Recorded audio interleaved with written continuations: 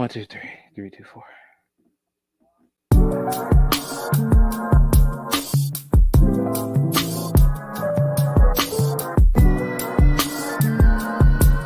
Yo. It's Grapsody with Will, Phil, and Reg, trying to keep it real instead of what you usually get from these talking heads. It's Grapsody, we're here to fill the void. 3 black fans, different perspective, gotta fill your voice. Coming with the podcast, talking majors, indies in between. Yeah, it's all that, and we're down with Fightful, better fall back. Coming for respect, we connect like a ball bat. No need to double check, these are all facts. You're listening to us talk raps. You're listening to us talk raps. Will, Phil, and Reg. Yeah, we're Grapsody, here to talk raps.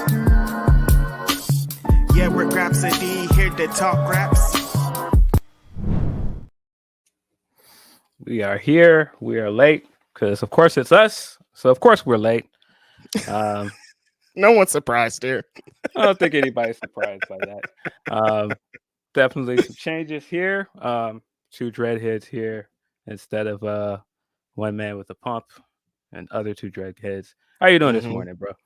I'm doing pretty well. Got up, got refreshed. I knew it was going to be our first Grapsody without Will Washington. Things were going to be moving a little bit differently. Better be a little bit less high. Just kidding. The same type of high out here. Very excited about this. It's a new era out here, Philip Lindsey. How do you feel about it? What's going on here? We should probably introduce ourselves before we go here. I mean, look, what show is this? I guess it is a new era, and as such, you know, things are changing. Times are quickly changing, as they say. But as you know, this is Grapsody. I'm Phil Lindsey. That's Righteous Reg. We're in the building. As usual, if you want to send us questions, I'm sure you guys have all the thought-provoking questions and burning need-to-know things about Will Washington and a number of wrestling topics. So you can send us those via Super Chat and Humper Chats. How are you feeling this morning with everything to process for a week? It's been a lot, not just changing the dynamic of our show, but also big announcement for Will Washington. The big homie got the all elite graphic, Phil. It's like, just sitting there looking at your phone, seeing your friend is all elite, and Tony Khan being like, not only is he all elite, he does every job that AEW has. And at the bottom, little in tiny letters, it's like, he might wrestle too. I'm like, yo, Tony Khan, relax. We cannot have Will Washington out here taking bumps. Like I said on Ask Grapsody, my favorite thing going forward is Will Washington in a pull-apart brawl. Somehow Goldberg shows up. Will Washington's out there pulling apart Goldberg and Wardlow. He takes a spear from Goldberg. I'm just saying, like, these are just ideas that are in the air. I don't know if they'll ever be real. But yeah, Will Washington's all elite. It's been very interesting. The craziest thing is, like, congratulations, Will trended on Twitter. Like, what? Yeah, crazy. Yeah, man. I'm sure we'll get into the specifics of that. What is his job over there? But of course, congratulations to our guy, man. Very happy for him. Of course, we knew this ahead of time, but it was just still like watching that graphic go up. It's just great moment for my guy. Seeing him put that picture up with the background and made him look like he was in the intro of Cosby Show. That was the vibe he was going for. Just Will Washington is all elite. Yeah. When I think of the Cosby Show intros, by the way, like I always think of the season 6 one with like the Apollo stuff in the background. Like that's kind of like the standard one I always think of. Probably my favorite is the Broadway one when they do like the dance gimmo and it looks like they're like in Hawaii somewhere. Right. Yeah. We don't speak about that last one where Cosby tried to throw like this hip hop influence on it, and he had like Cousin Pam in there. It looked weird. It sounded weird. I don't know what he was trying to do, but Yeah. They don't the game. Remember back in the day when your favorite sitcom, they'd have a new season and they would totally switch up the theme. The game ain't like that no more. Actually, I guess a lot of shows don't really be having themes anymore because it takes up too much time. But that used to be a cold time. Remember Sister Sister switched to that R&B sexy shit and Yes. people were like, "Man, it's lit out here." They're older. They're in college now. I was like, T and Tamara, man, it's lit. Yeah. I know, man. I guess we should get into some super chats before we get into this topic of Will is all elite. What do you think? I want to talk more about Will being all elite. Because what are we even talking No, about? no, no. How do we get from he used to be on this show to he now is all elite? No, I mean for sure we Were were. they paying us the whole time? That's the elephant in the room, Oh Philip God. Lindsey. Were Oh we being God. paid the entire time? That whole time we were just shilling to get Will Washington a No. job, and somehow we're still on the payroll, also on top of him being on the payroll. Yeah, I knew people were gonna see this as their confirmation. Aha! He was always on the payroll. No, no, no. This is no like mystery here, and you didn't like Mm-mm. unlock some like crazy like secret. No, no, no. He gave it up. He told you, guys, all elite. Yep. Now he's on the payroll over there because yes, he works there. That doesn't mean he was on the payroll before. I don't know why people think that's some kind of weird confirmation, but people on Twitter are weird and they think they're smarter than they really are. I I don't know. I don't know. The gotcha is still. I'm still trying to process what the gotcha is. It's like, aha, we got him. He signed. Told you. Told you what? What did you like? We did this podcast for a while, and like we talked positively about AEW because we like AEW. They do things that we like on the show, and then he is an encyclopedia of professional wrestling, regardless of being on this show or not, and they saw the things that he could do and how his mind worked, and that's how he got it. I don't know what else you really need from us. So yeah, we're gonna get into some super chats here. Our homie Orion Ben says Will looking like Reg's enforcer in the back. LOL. I don't know what that means. Where was he at? Where he at? He could be anywhere. Shout out to Will Washington though. He's like Ghost Dad somewhere. Just Like Ghost lurking. Dad. I don't know why we got so many that dude references today. Starting out on a crazy note. We need to reel it in, get some positive male black influences into our lives because starting out crazy. Our homie Van Twinblade says, can't blame Will Latington. So now it's gonna be Phil's fault forever. Hunt down Dan the Dad and Coco Lane at Grand Pearl. Black people just be late, Phil. Like, what can we really say? Our homie Jake Salazar says, how about the Warriors, though? Mr. Glass was MIA. Listen. Not Mr. Glass. Listen. The Warriors showed up and did exactly what they did. Lakers try to cap and say they knew they were going to lose or some shit. Or I hate when people start shooting out bail like, we knew what this game was going to be like. No, look, you got this work.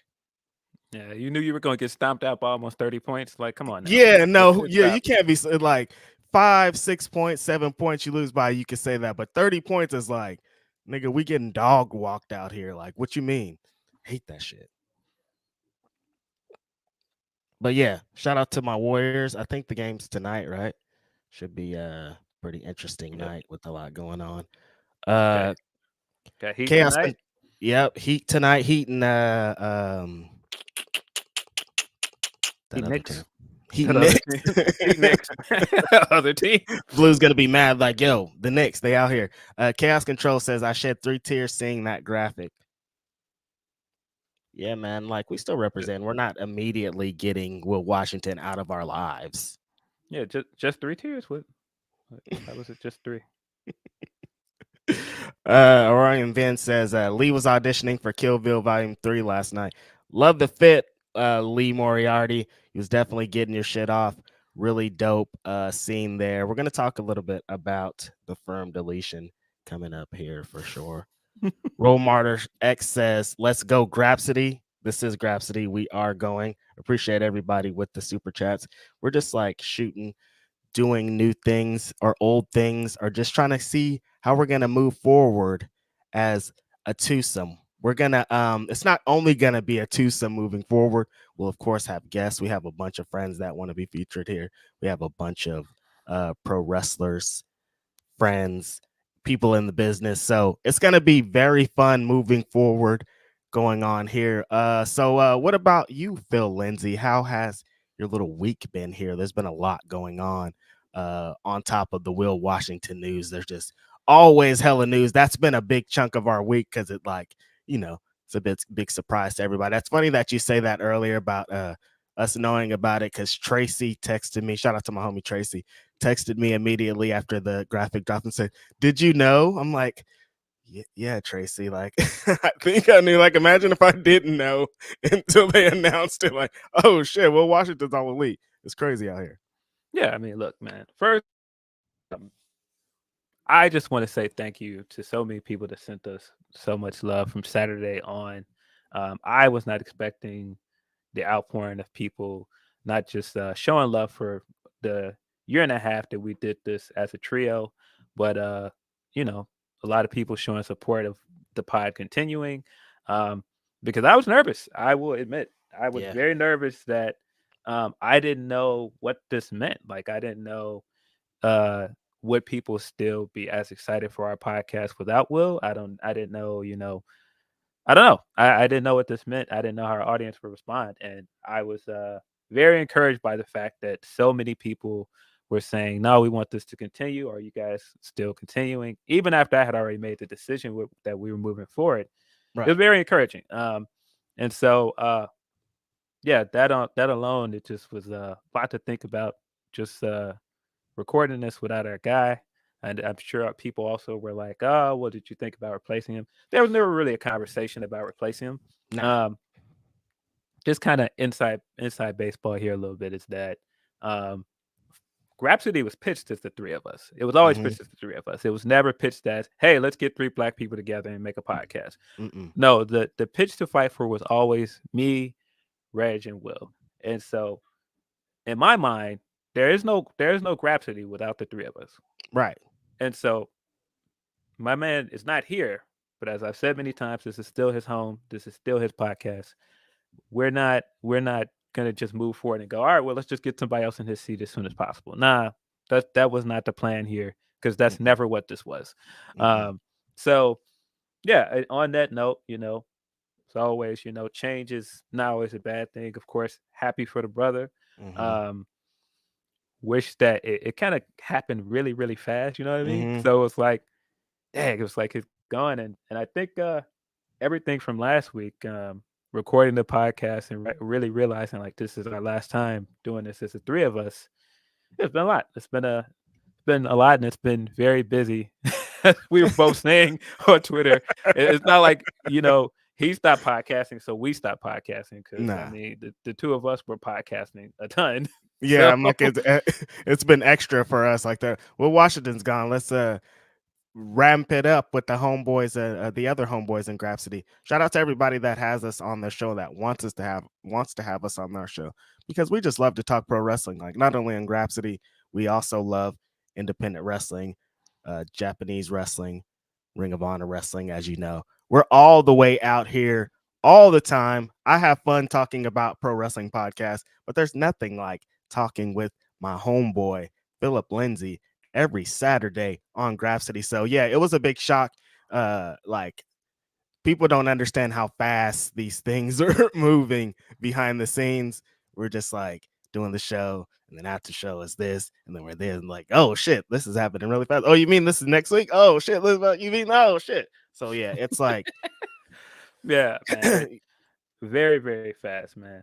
But again, really happy for the brother. If you want to know some of the details on what he'll be doing over there, you can of course find that on Fightful Select. mm-hmm. And it seems like he's gonna have a number of duties over there. The main thing that I've seen thrown around. Um, Let me get my man's official title out there before I go any further. Director of Wrestling Administration, Mm-hmm. which is crazy. I mean, It's crazy that this guy has gone from a member of this podcast as well to being like a topic, an actual like wrestling news topic going into this. I thought about this Wednesday and seeing the Observer article go up and how much I know that the Observer means to him because he was a big Observer listener, Bruh. message boarder, and it's like to see him as the topic of an article on Wrestling Observer just wild to me. No, and apparently in the Dave was like he's like, someone told me that he's an avid reader of the Observer, and I'm like, that is hilarious. Like, if you know Will Washington has been reading the Observer like his entire life, and for him to now be a topic of the Observer and those people are talking about him, and not for nothing, one of the craziest, most insane parts of this, Will Washington went from being a member of this podcast to being the highest ranking black man in all of professional wrestling at this point. Like, there's no. Is it all of professional wrestling or is it in AEW? I mean, who's higher? Who's higher? Who's hotter? Not Who's hotter? Who's hotter? I mean, Um, let me know in the comments who's higher, who's hotter. Like, if that's what we're talking about, maybe we could just say creatively if you guys want to, pick and choose what you want. But like, where's the black influence anywhere else, big dog? We're gonna hold that. I don't give a fuck. We can talk about it. Let's talk about it. Put your money on the table. Put your debates on the table. Put your mama on the table. I want to see it all, big dog. We're gonna get into a couple of more super chats. Yes, Moore says Will's gonna pull a Grapsody Destroyer pile driver. I could see him doing it. Will's kind of tall though. Those tall guys, it gets interesting with the destroyers. You gotta like move to the side and stuff. So, but I could totally see it. Will's probably gonna have a big boot because guys his size always tend to use the big boot. Gillespie for real says favorite wrestlers under 25. There's a lot of very tremendous wrestlers under 25. Of course, there's the recently signed Nick Wayne, soon to be 18, soon to be debuting on Dynamite against Swerve in July. Another recently signed to AEW, Billy Starks, also a tremendous wrestler out there. A couple of my homies, Starboy Charlie is under 25. Actually, this is a great topic to say if you're going to be in Vegas, Double or Nothing weekend, Memorial Day. FSW Future Stars Wrestling is running a show, Best Wrestlers Under 25, and they're going to have a lot of these people that I'm talking about here. Who are some of your favorites under 25, Philip? I mean, you covered pretty much everybody. I guess Roxanne Perez as well, of course. But yeah, definitely Nick Wayne, Starboy Charlie as well. Can't go wrong with any of those names. So, did you come up with the reason why they took the championship off of Roxanne and have been running a number of different tournaments and ways to get the championship onto a different person since they took it off of her? I did not try to come up with an answer. It's a company that moves in mysterious ways. Oh yeah, we're gonna need a couple of answers to their newest little deal that they got going on here with this World Heavyweight Championship. We're definitely gonna get into that. Yeah, I have no answer as to why they're doing that, but hopefully that they go back to Roxanne as champion soon. I feel like that reign was cut a bit short. Yeah. I'm not sure why you would do that and put the belt on Indy and then immediately move Indy up to the main roster. I don't know. But I'm sure we'll get into that when we get into draft talk. Draft talk.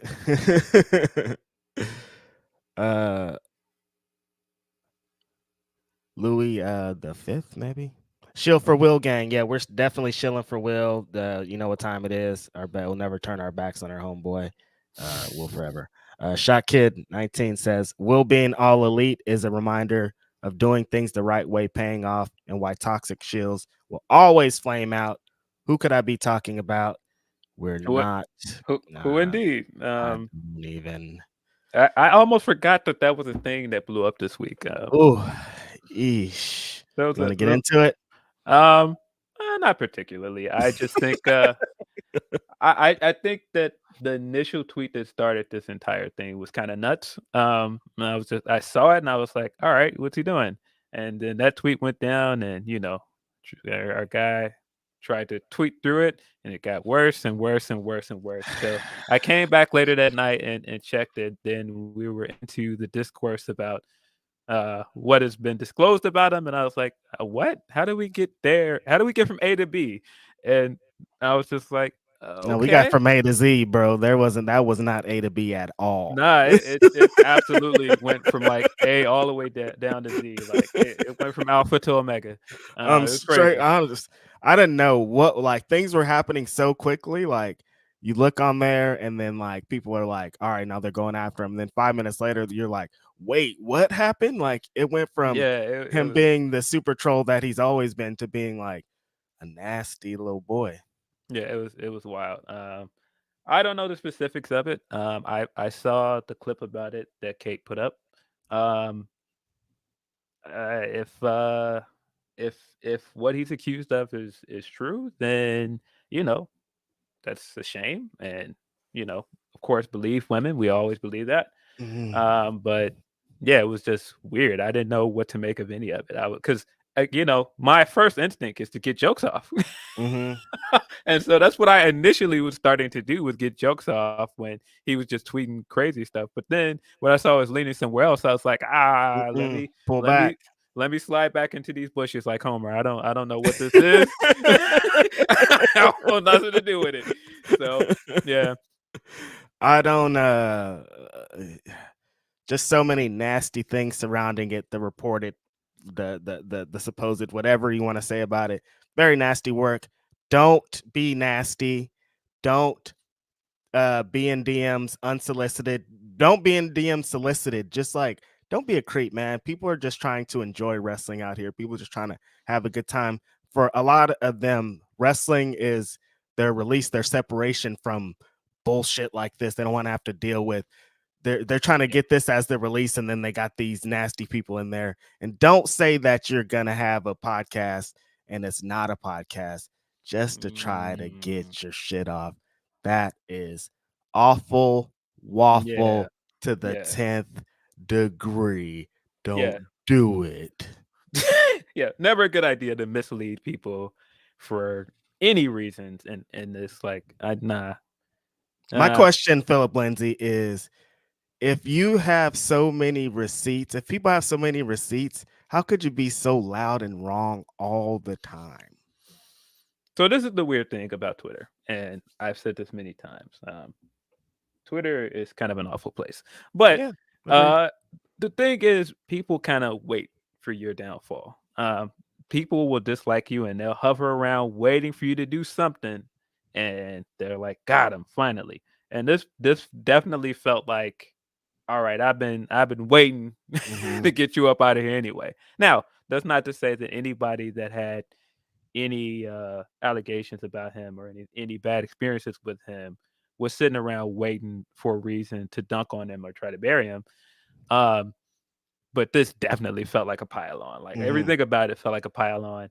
Yeah, Um, not the people that had the awful experiences, but the people that were like, "Finally, we have something yeah, to the get him out Twitter of here with." the Twitter response to it. Of Mhm. course, I'm not talking about any of the women that may have bad experiences with him. Mm-mm. Um, but yeah, really, really weird day. Really weird few days on Twitter. Um, I uh, didn't know that this was where we were gonna land with this, but it's pro wrestling. I'm not too yeah, surprised. yeah. Let that be a lesson though to a lot of people. You may think you're moving out here and you getting your shit off, but there's always somebody waiting for you to make a mistake. Lurking, Always. So waiting, be careful. camping. Make sure your slip's not showing. Make sure your ducks is in a row. Your T's are crossed and your I's are dotted. Cause somebody somewhere is like, nah, I'm gonna get this dude up out of here, man. Somebody's praying on your downfall. There's not a lot of people. There's a lot of people in your corner, but then there's somebody out there with the little ha ha ha, yeah, waiting for you. Definitely somebody hitting the Birdman, waiting. And Nah. they'll catch your ass, especially if you're putting out that bad energy. Karma will catch your ass. Yeah, and look, I don't want With to. loss. I mean, whatever his wrestling opinions are, we've made jokes about his wrestling opinions on this podcast. That's a different thing than the other stuff that came out Yeah, there, and that's why I definitely. don't. When I saw people saying before that the guy was harmless, that's in reference to wrestling takes and what he chooses to do with his platform. The other stuff is completely different, and that's why I'm like, I think you got to be careful with how you of course discuss this and make jokes about it, but of course there's no nuance on Twitter and the No. internet in general, and people will just run in and do things recklessly. I hope all of the women affected by this are doing well. Yes, I hope that please. nobody is trying to harass these women or find out who they are or anything weird like that. Leave people alone. That's the other People lesson are from this. sick, dude. Leave Yeah. people alone and mind your own business. Unsolicited too. Why are you over here? I don't even know you. Shout out to our homie Eloquent, who says the Will Washington talk as Jericho will be wild. Was he invited on this show? I'm on the fence with I don't know. Is he invited? I don't know if he's invited over there, man. I would When be. Jericho tries to look him up on Twitter and he's like, blocked by me. Wait, how did you get on this list? Why's your name on this list? Funny. Why is your name on this list? Yeah, nah. When that goes up, I'm definitely gonna have to go and look for it because I am also blocked by Jericho. So I'm gonna have to go outside of Twitter means to find this link to him if he's on Talk is Jericho. I'm gonna think it's really weird though if he does an interview about his job over there with like Talk is Jericho or Hey AEW or something. I'm gonna be looking around like, man, come back here and do that interview, bro. What's Chopped liver very What's much up, man? or what? Yes, we're saying it out loud. That would be weird. We do want to see him on Hey AEW though, because we see him already cutting up with RJ City. Yeah, no, that'd be fire. Shout out to him though. If he does get that Jericho interview, that would be hilarious. D-Lar says, here to show love and support my guys. Keep doing your thing and I'll keep watching. What are the chances we see Will as an authority figure / GM? That's I was just listening to the this morning, the shout out to the guys at the Masked Men, Cast and Shoemaker for really giving it up about your guys on there and the signing of Will Washington. And Cass is saying that he'd like to see Will Washington in an Adam Pearce role on AEW, which I thought was interesting. Yeah, no, that'd be kind of weird. Giving him that and Pierce is weird. I cannot see him on there like yelling at MJF for doing something. Yeah, That'd no, really that's weird. gonna be hella funny. Him trying to get Sammy Guevara to the back. No, Sammy. Yeah, that'd be crazy. But yeah, no, shout out to Masked Man Podcast, Dave Shoemaker, Cass, and big homie Brian H. Waters. I think Ben Cruz does stuff with them sometimes too. Shout out to him. I know he does stuff with Ringer. All good guys, man. Yep. All the homies at the Ringer are very good people, man. It's a dope space to be existing. All of them, even Cameron Hawkins. Man, that for a little capper. Now, shout out to Cam though, straight up destroying it with the articles over there at the Ringer. Every time he does an article, it's like, damn, how did you get this? Like when he got Sting, of course, it was like wild, but then he got like Bryan Danielson and all this. I'm like, man, I'm gonna fight this fool. Cam, who?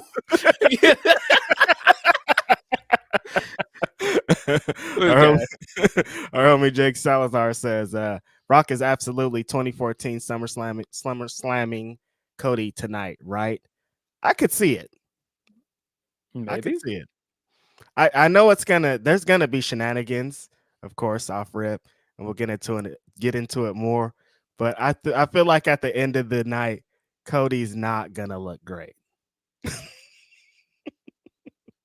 and we'll see. Can be doing Young Bucks transition music to find the super chats. James Stalling says if the Warriors run the same lineup, Warriors in 6. I agree because the Warriors are going to, I think, use their speed and their not youth, but I think they're a little bit faster than the Lakers, and I think that's what's gonna win in the end. Like they can't depend on AD to win the whole thing for the team. That's just not like AD is gonna be balling out there for sure, but he can't win for the whole team. I definitely laughed at the first game because at halftime, AD had 23 points, and I was sitting there watching the game, and I was talking to somebody on the phone. I said he's going to have 30 points at the end of the game. He's only going to score 7 more points, and I was absolutely right. And so he does it every time. He'll come out and he'll look great in the first half, and then he'll like slowly drift out of focus and disappear by the fourth quarter. He does it every time, and so I was not surprised that he did not show up next game because that's kind of his schedule. He's on a defined schedule of peaks and valleys. So I was not surprised. I also chuckled that it seemed like the Warriors made an adjustment towards the end of the fourth quarter when they went on that 14-0 run, and that's when it seemed like, all right, we got these guys, and they came out and played the exact same way with the same adjustments in this game and obliterated them. So I'm still calling Warriors in 6, man. Same here. That first game didn't trick me. I figured they were going to get one in Golden State, but if any, that was going to be the one. I think they had to come out swinging, and it's like, all right, you guys came out swinging. We got you. Yeah, no, it was definitely a punch them in the mouth situation. They had to come in and make a statement, and they did. Hopefully, Warriors take that as a sign and put these guys away soon. Don't give these guys a chance. But yeah, Suns Nuggets is looking like it's over because, of course, you cannot count on Chris Paul. Here we go again. Hopefully he's all right. Of course, not trying to kick anybody when they're down, when they're injured. But no, you can't count on Chris Paul. Come on, man. I think this series is over. They won their game last night. I figured they were gonna win at least one, and they weren't gonna lose 3 straight. But I think this series is over with. I think it's probably over in 5, if I had to guess. Unfortunate for those guys. I thought this would be it, but it's not. Sorry, Deontay. I saw that you said that we missed your super chat, so I went back and found it. Appreciate you as always. Deontay says Tony Khan will pay for his crimes. Stokely Hathaway, send his Emmy. What's up, my dudes? Reg always got me laughing and dying. Phil always reading between the lines and 2 steps ahead of most minds. All love. Also, Tam is world champ, baby. Shout out to Deontay. Shout out to Deontay, man. Good dude. Yeah, nah. Stokely had me dying throughout the firm deletion, man. Really funny guy. His deal just being that he's fighting Matt Hardy's kids is like, of course. Yeah, every time it cut back to him was hilarious, man. This dude is really one of the funniest dudes in the world right now, man. Not just wrestling, one of the funniest dudes in the world. Yeah, like wrestling, people say this very often and usually bullshit, but wrestling don't deserve Stokely Hathaway, honestly. Like his mind, like I was saying, I was screaming from the heavens. Even when he got to WWE, from Rip, it was always like they're not utilizing him how they should. Like they had him kind of being a little too serious with the Diamond Mine stuff. And I was like, they don't know like who they got here. And they never, I was like, this guy could like lead somebody to something incredible. And then I was always saying when he got released, like AEW has to sign this guy. I know he's going to be in a really dope position when he gets there. And to see him at his full 100% potential, being able to like use his creative mind, I'm sure he had a lot to do with how they put together the match too, has been like insane. And the thing, him and Isaiah Cassidy yesterday are just like, y'all are wilding, man, but like in the most perfect way. Like they added an element we haven't seen before in these deletion matches, you know? Yep. Andy Devin says, not gonna lie, I'm jumping on the Brock will wreck Cody bandwagon in hopes that WWE will get into, well, we gotta swerve them mode. Reverse psychology, baby. Yeah, nah. I hope that's not where we're going, man. I mean, if that's your takeaway watching Cody come out at that press conference and be super over. And I mean, just look, the way he worked that crowd was just incredible, man. He's a master. Um, all of a sudden cutting into Spanish. I've never seen this man speak in Spanish ever. All of a sudden, Cody's a cold boy, man. He's breaking out the Spanish in San Juan. I was like, who is this guy, man? This guy is really 1-on-1, man. And he did it again last night when he cut the promo in the arena during the show. And I was like, this guy, man. That's the question that I've had. That they're good. That's the arena. They're doing that same arena for the show tonight. Yes, I think so. Yeah. Okay. Because they were, they were rocking. I haven't seen a crowd like that in any wrestling in a while. That was lit. I love everything that they were doing. They were like participating. The whoa-ohs for Cody's shit was like, oh my God, we are at a concert. It's crazy out here. And when Bad Bunny came out, that was that crowd was amazing last night. Definitely made that SmackDown feel special. And if that's a preview of what's to come with this pay-per-view, I think we're in for a really good show. Yeah. Yes, we are definitely going to get into it in full. Jake Salazar, if Jimmy plays tonight, I'm convinced after he was smirking on the bench Tuesday, he's going for 40 tonight. And I think Heat are going to win tonight. So I think Jimmy's going to come back with a vengeance. Looking at how close that game was without him, I definitely think that Heat have a chance to take this. Yeah. And you think the Heat are going to win the whole thing? Maybe. I'm not sure what to make of New York, man. I don't know what to make of New York, man. You would think that New York can pull this out, but not sure.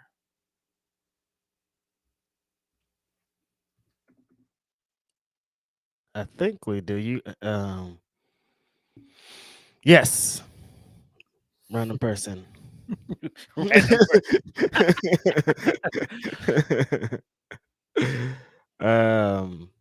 was I? There's a lot of super chats, you guys. Of course, always appreciate you guys for sending them in. If you want to get your super chats in and read on the show, just hop in the chat. Or, of course, you could send in your chats to Humper Chats, which you can send that anytime. We get those.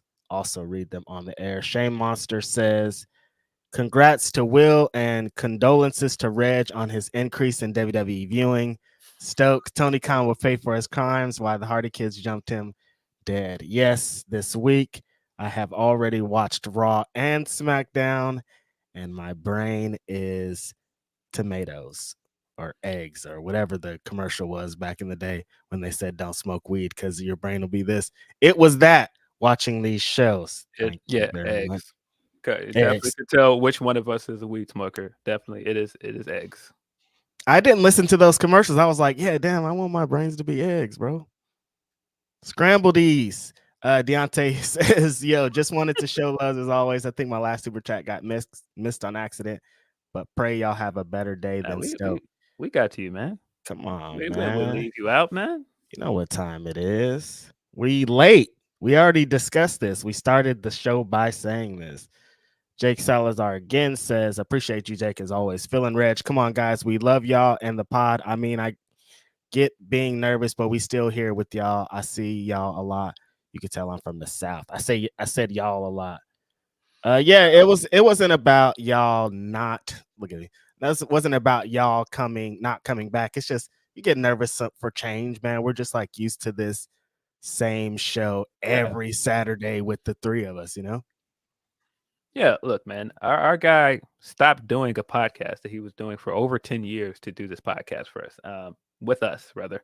And yeah, that's a big change from him to go from bringing his audience from over there and starting this podcast here and not podcasting at all anymore, which is crazy in itself that he's not podcasting anymore. So I didn't know what that meant. I mean, doing one thing at least once a week for 18 years is like pretty insane to go from that to go from being who he is now backstage at All Elite Wrestling, which is still pretty weird to say because, Vivek says, need Paywall Phil on the main for a couple weeks to pop a number for Grapsody 2.0. Nah, I'm kind of retired, man. Nah, What does seriously, that mean? I'm kind of retired, man. Somebody sent me a message, and they were like, "Man, really proud of you, man.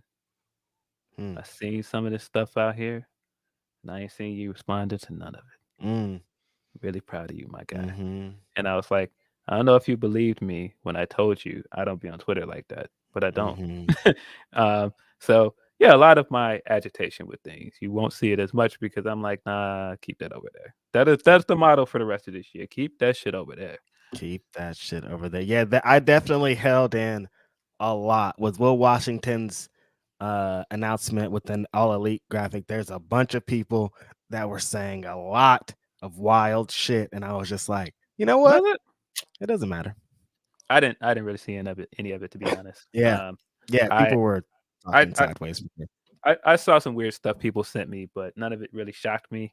Um, I don't know. People will be people, man. It is what it is. Happy for our guy over here. We're keeping that train going, man. We ain't got time for that. That's it.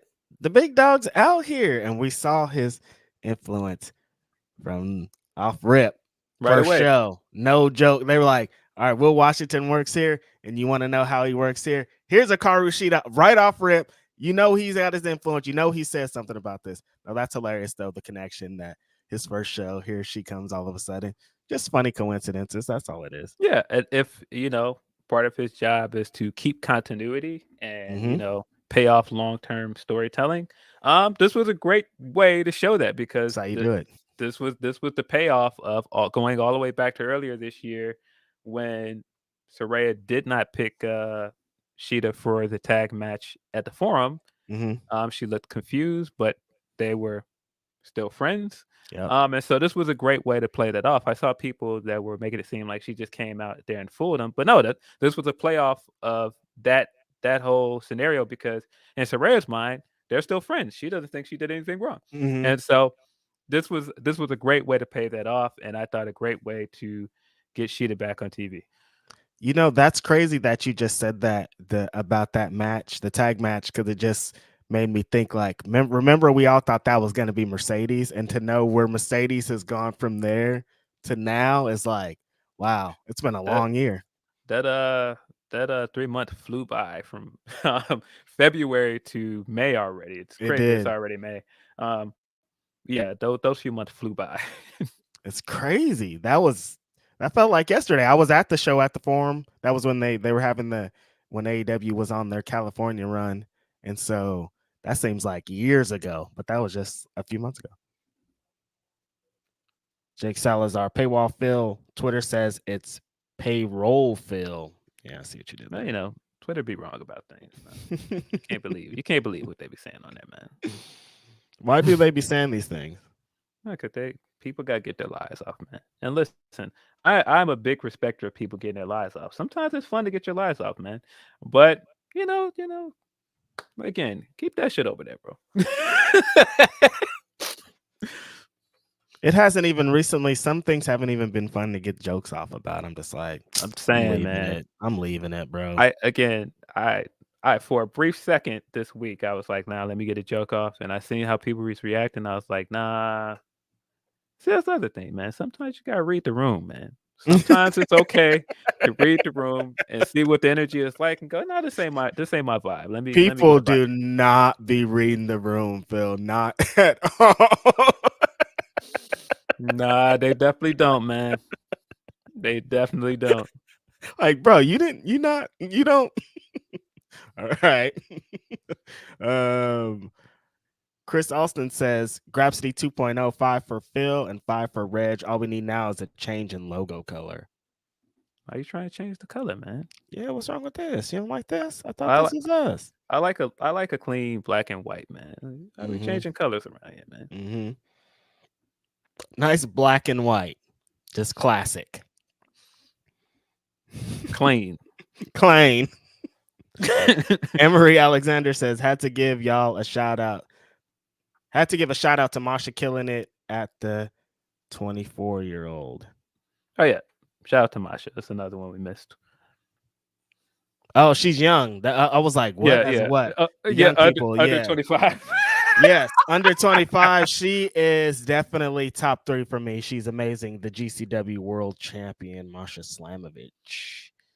Jake Salazar says, insert Toby Maguire pizza time meme.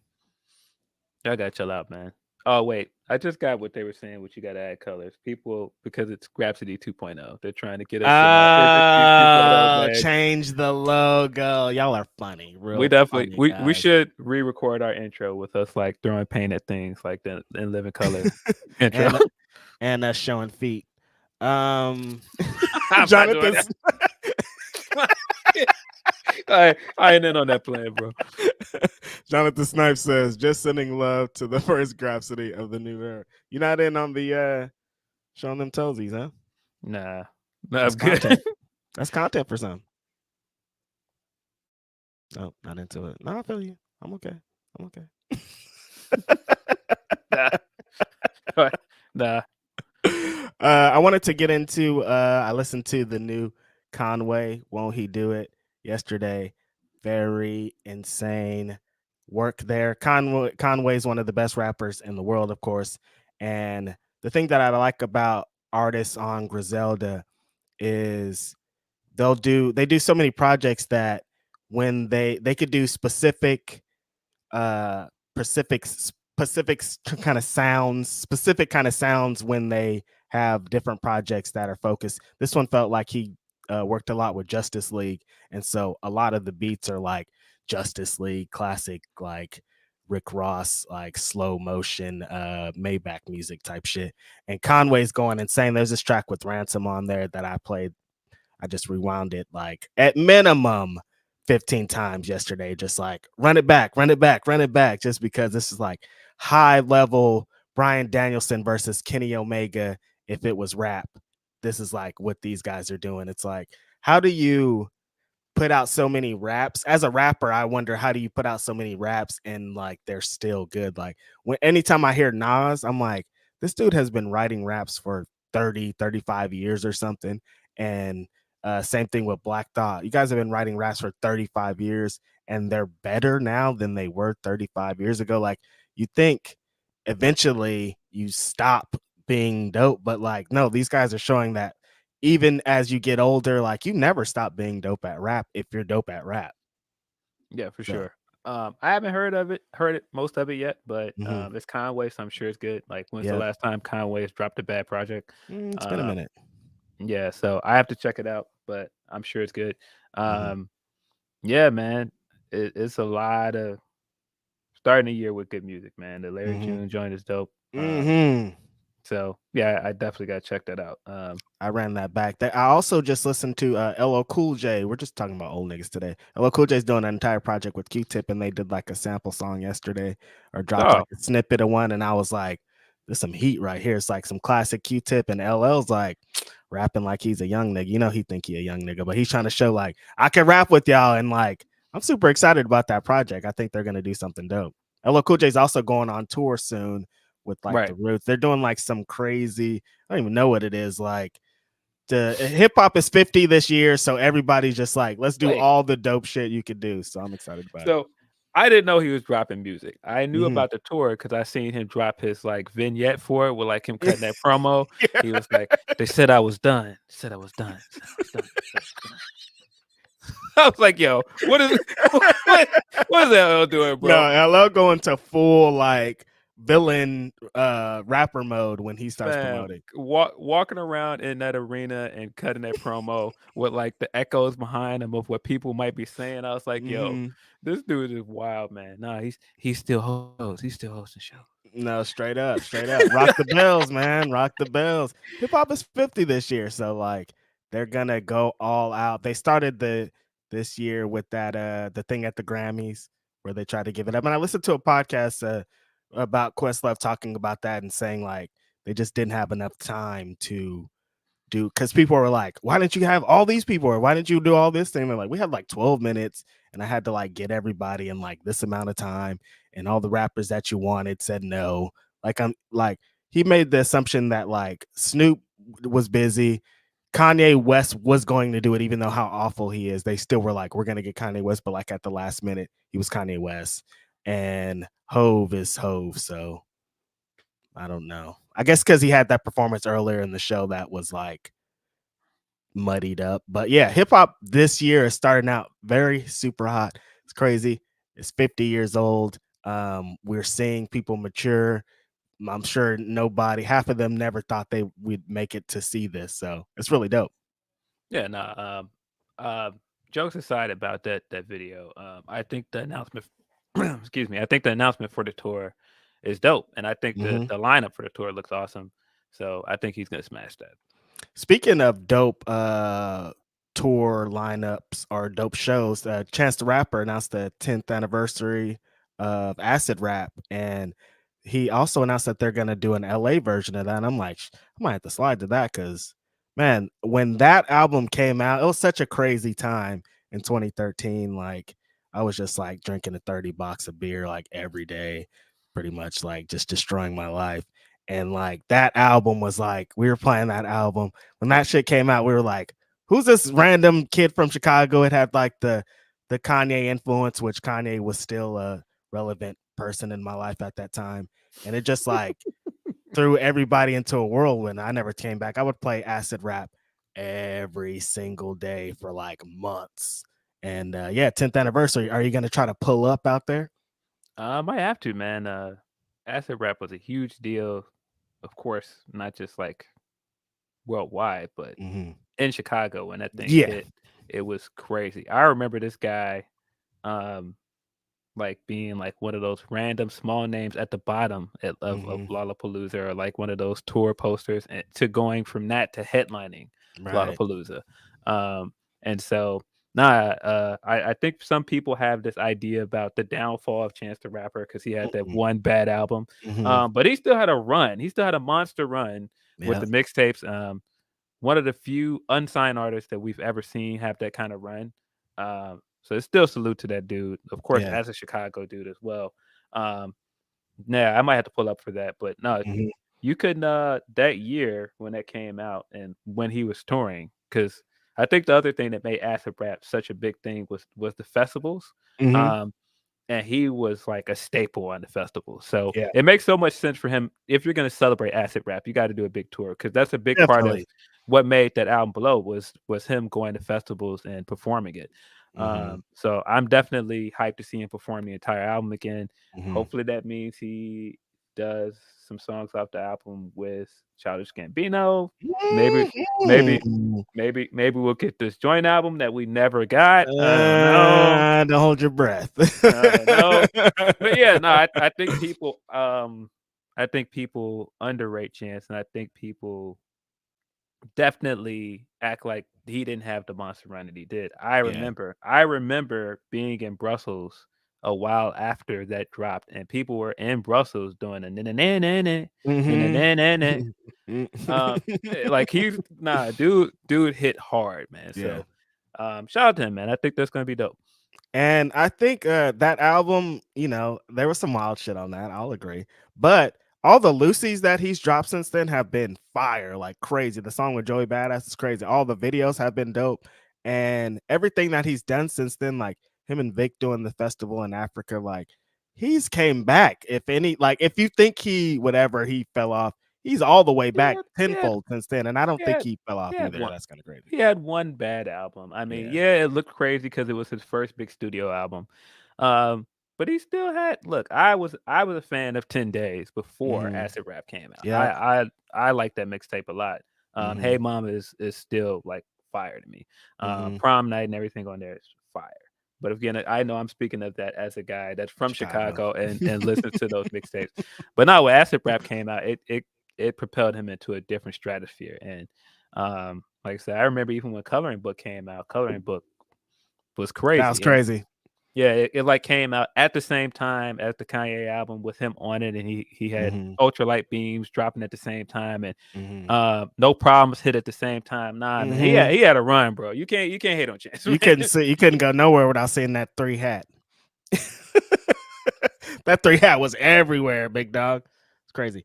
Jake Salazar says, Will and Phil blocked by Jericho. It seemed like a common theme there, but I'm not going to say what it is because Rock and Roll Hall of Fame probably blocked too. Yeah, totally. He was very upset at Missy Elliott being inducted into the Rock and Roll Hall of Fame for some reason. Wait, who But was it's upset Missy. about that?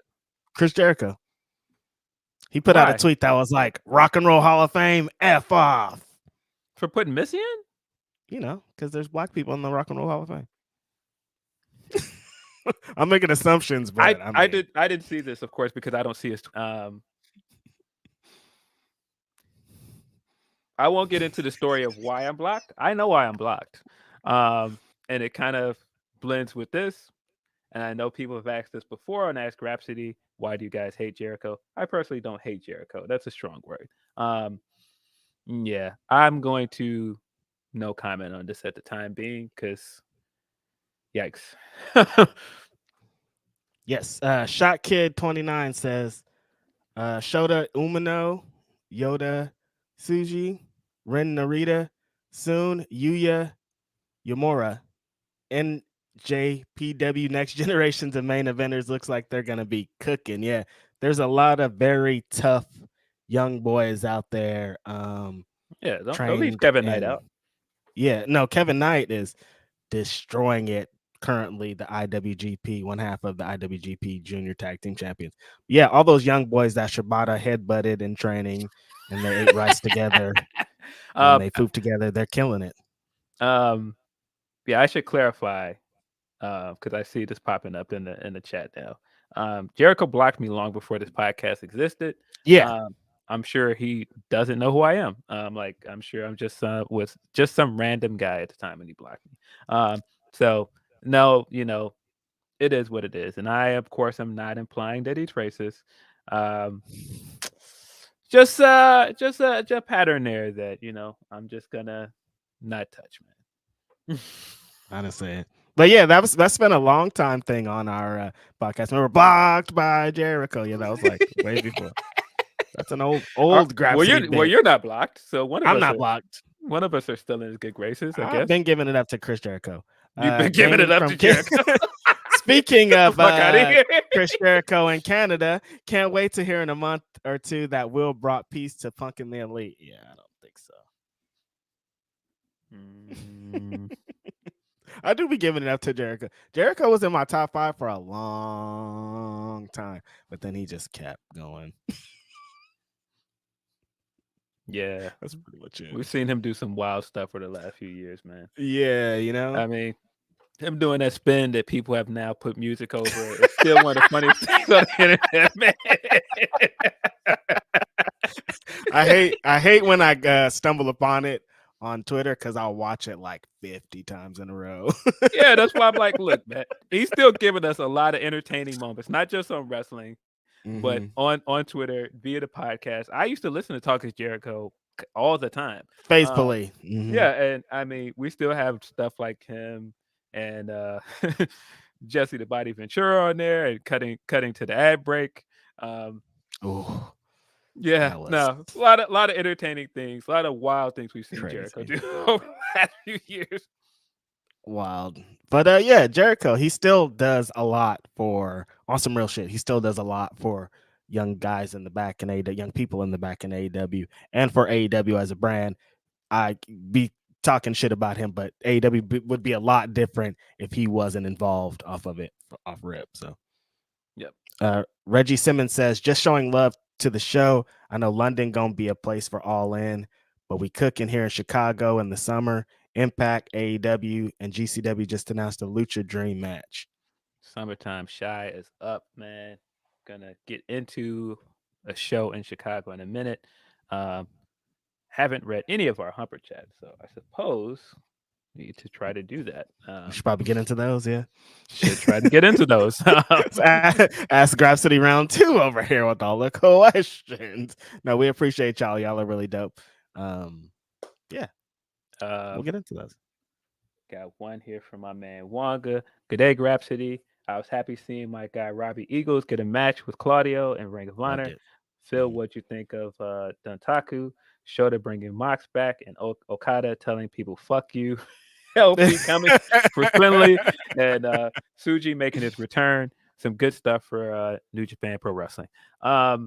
No, this was a dope show. I've been Mhm. saying since Wrestle Kingdom that I feel like New Japan is back.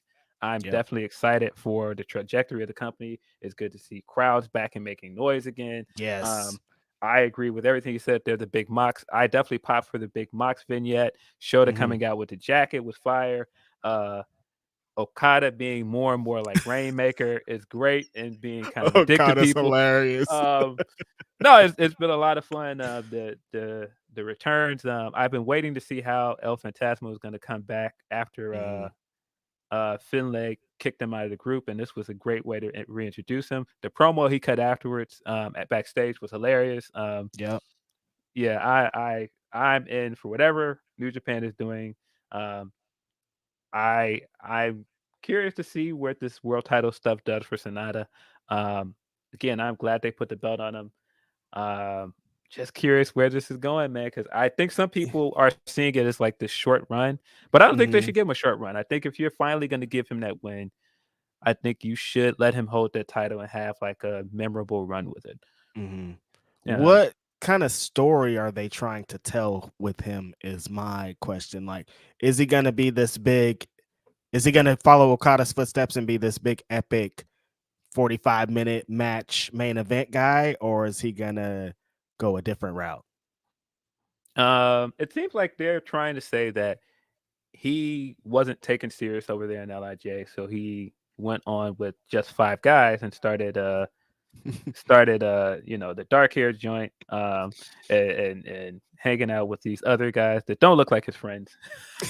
I'm sorry, but every time they're together I'm like, you guys do not look like you hang out. Right.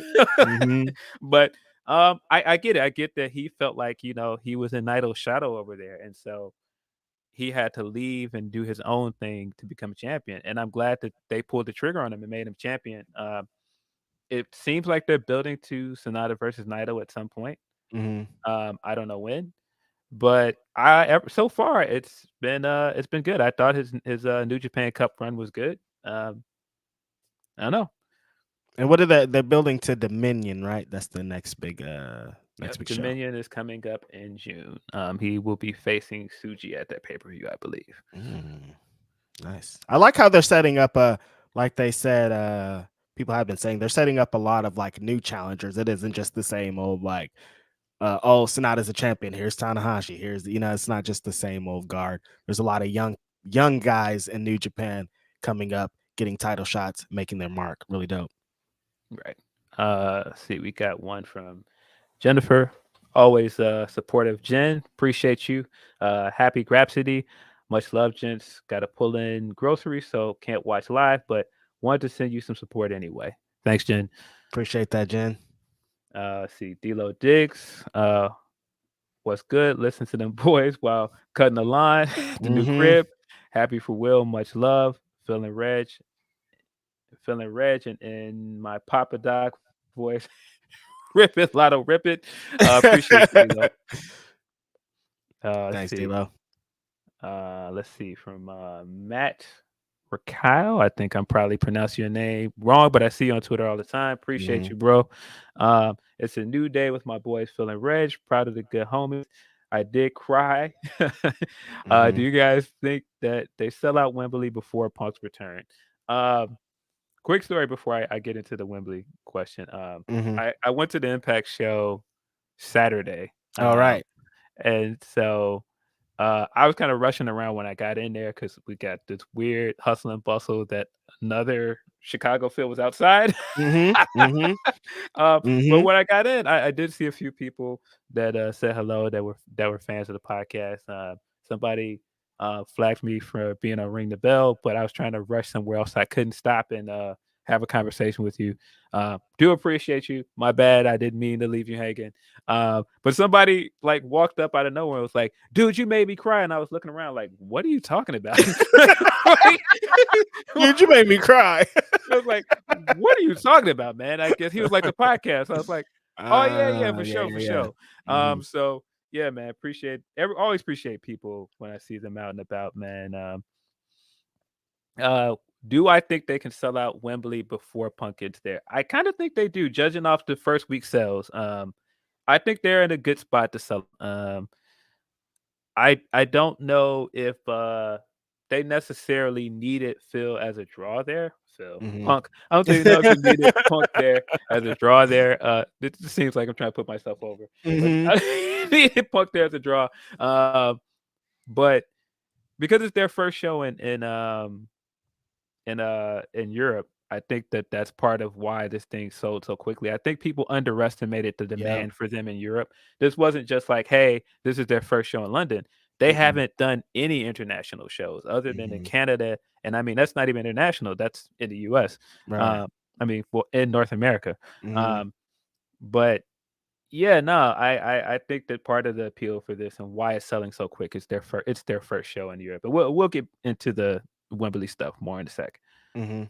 Yeah, Um, no, Cam, that tweet that Cam had about he said AEW's on bunny ears in the UK, which means like you could just get it on your regular TV. right. That's different. You know what I mean? Like if people are just like tuning into that because it's a show that's on, that's going to bring a different. They're doing big numbers out there. First show in the UK, and like we said many times, it's not going to be just people from the UK. There's going to be people from all over the world coming to this show. So yeah, doing big numbers like this without even have announced a match, I think they could do it without ever even saying that Punk's going to be here. I think a lot of what happens from here on out is just going to be cherry on the top. Like people are just going to be Yeah. excited about what's to come. And I do think if they announce a Punk match before that show, I do think, if they haven't already sold out, it might tip it over the edge. Yeah, But they're doing really good numbers so far, so I think they're on pace to sell out by August. right. Let's see. Got Anwar Starwin. New era. It's hilarious thinking about the AEW talent who don't know Will that are binge watching over a year of Grapsody episodes.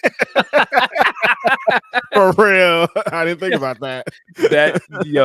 That's crazy. Mhm. Anthony Davis, aka Mr. Glass, aka Mr. Some Days On, aka Mr. Unreliable. I'm with you to the end of the line. Um, yeah, I think Davis is gonna have a few more good games here, but Yeah. uh, you never know with this guy. Mhm. See Joseph Joseph Kire checking in with my guys. Hope y'all are having a good start to the weekend. How do y'all feel about the presentation of LWO lately? Um, I think the presentation is fine.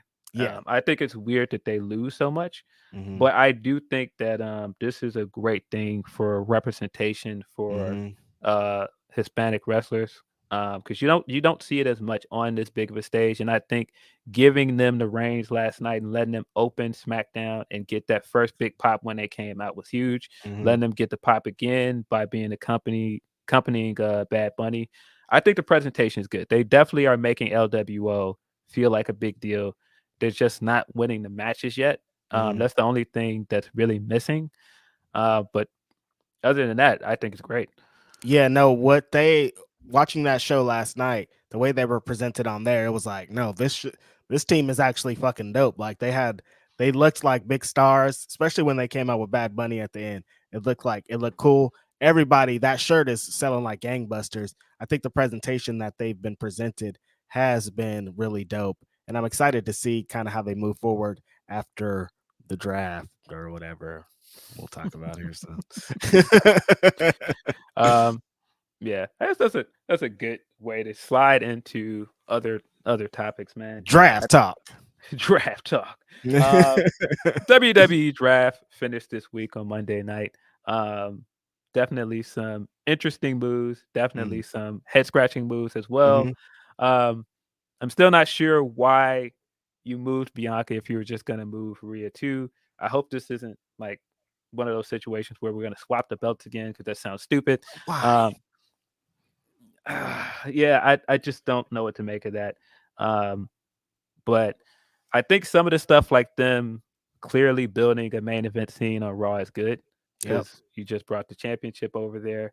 But then you announced this tournament where you're going to be using stars from SmackDown and Raw, uh, Why? which I don't really understand that either. It's like if this is a Raw exclusive title, why are you including SmackDown guys? It doesn't really make sense. Um, If you Why? did not hear the announcement, yesterday at the press conference, good old Trips confirmed that Mm-hmm. the tournament will start next week. There are going to be 2 matches on Raw, and then there's going to be 2 matches on SmackDown, and it's all going to culminate, of course, with the finals at Night of Champions. I don't really get why you wouldn't just use all Raw superstars. What sense does this make? And they said, oh, if the guy from SmackDown wins, he's just gonna go over to Raw. I'm like, okay, so Why did we do any of this? Why did we do a draft? what? Why are we making a big deal about a brand split? And it's the same thing with the free agents, where it's like, all right, well, the free agents can appear on both shows. Well, it's like, all right, but why not just draft them? Yes, why draft? What's the point of this draft if these guys are on separate shows, but in 2 weeks they're gonna wrestle each other all of a sudden, even though they're on separate shows? It's like, are we gonna do this draft thing real, or are we gonna do what you've been doing? And so far, it feels like there's so many loopholes already for people to be on either shows that it's like, why should I care if anybody could be on either show? I thought we were gonna establish this hard brand split, different pay-per-views and everything, but you're already saying a bunch of different stipulations are gonna cause that to be different. Yeah, I don't know what to make of that. Speaking of hard brand splits, we got that update from Dave this week as well, that it doesn't seem like it will be as hard of a brand split as people were making it out to be, and that Punk will Ah, be on Dynamite as well as Collision. It just seems he, like whatever dates you're going to need him on Dynamite, people that aren't getting along with him will be on Collision that week. So I thought that was interesting too, but I don't know why anybody would believe he would come back and just be on Saturdays. That was never going to work. He no, was always going to be on Wednesdays at some point. So I'm not sure if this update was more of it seemed like more of a common sense thing, yeah, but sometimes of course you got to explain things to people. Uh, but yeah, I this draft, man, I don't know. There were some interesting moves, but some of this stuff I just wasn't it kind of felt almost uneventful by the end of it, yeah. because it just felt like, all right, well, we moved some people that haven't been on Raw that long. We moved people that didn't even really make a splash on SmackDown.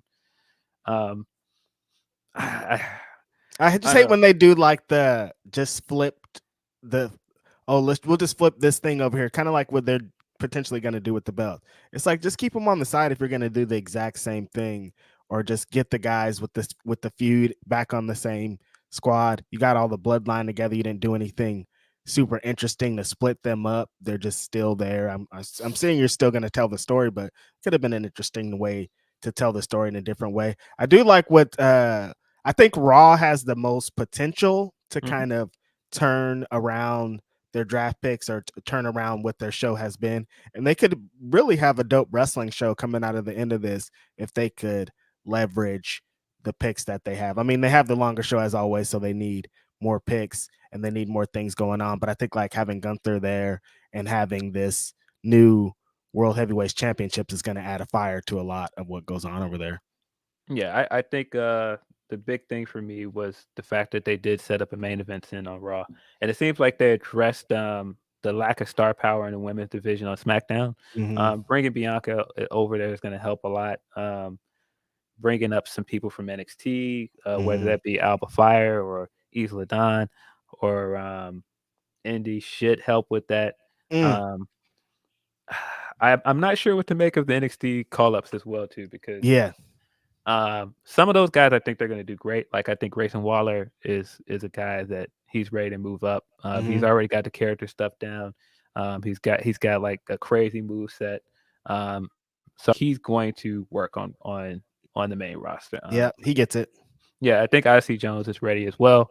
Um, but the decision to put the title on Indy and then move her up before she had a notable reign is an odd one to me.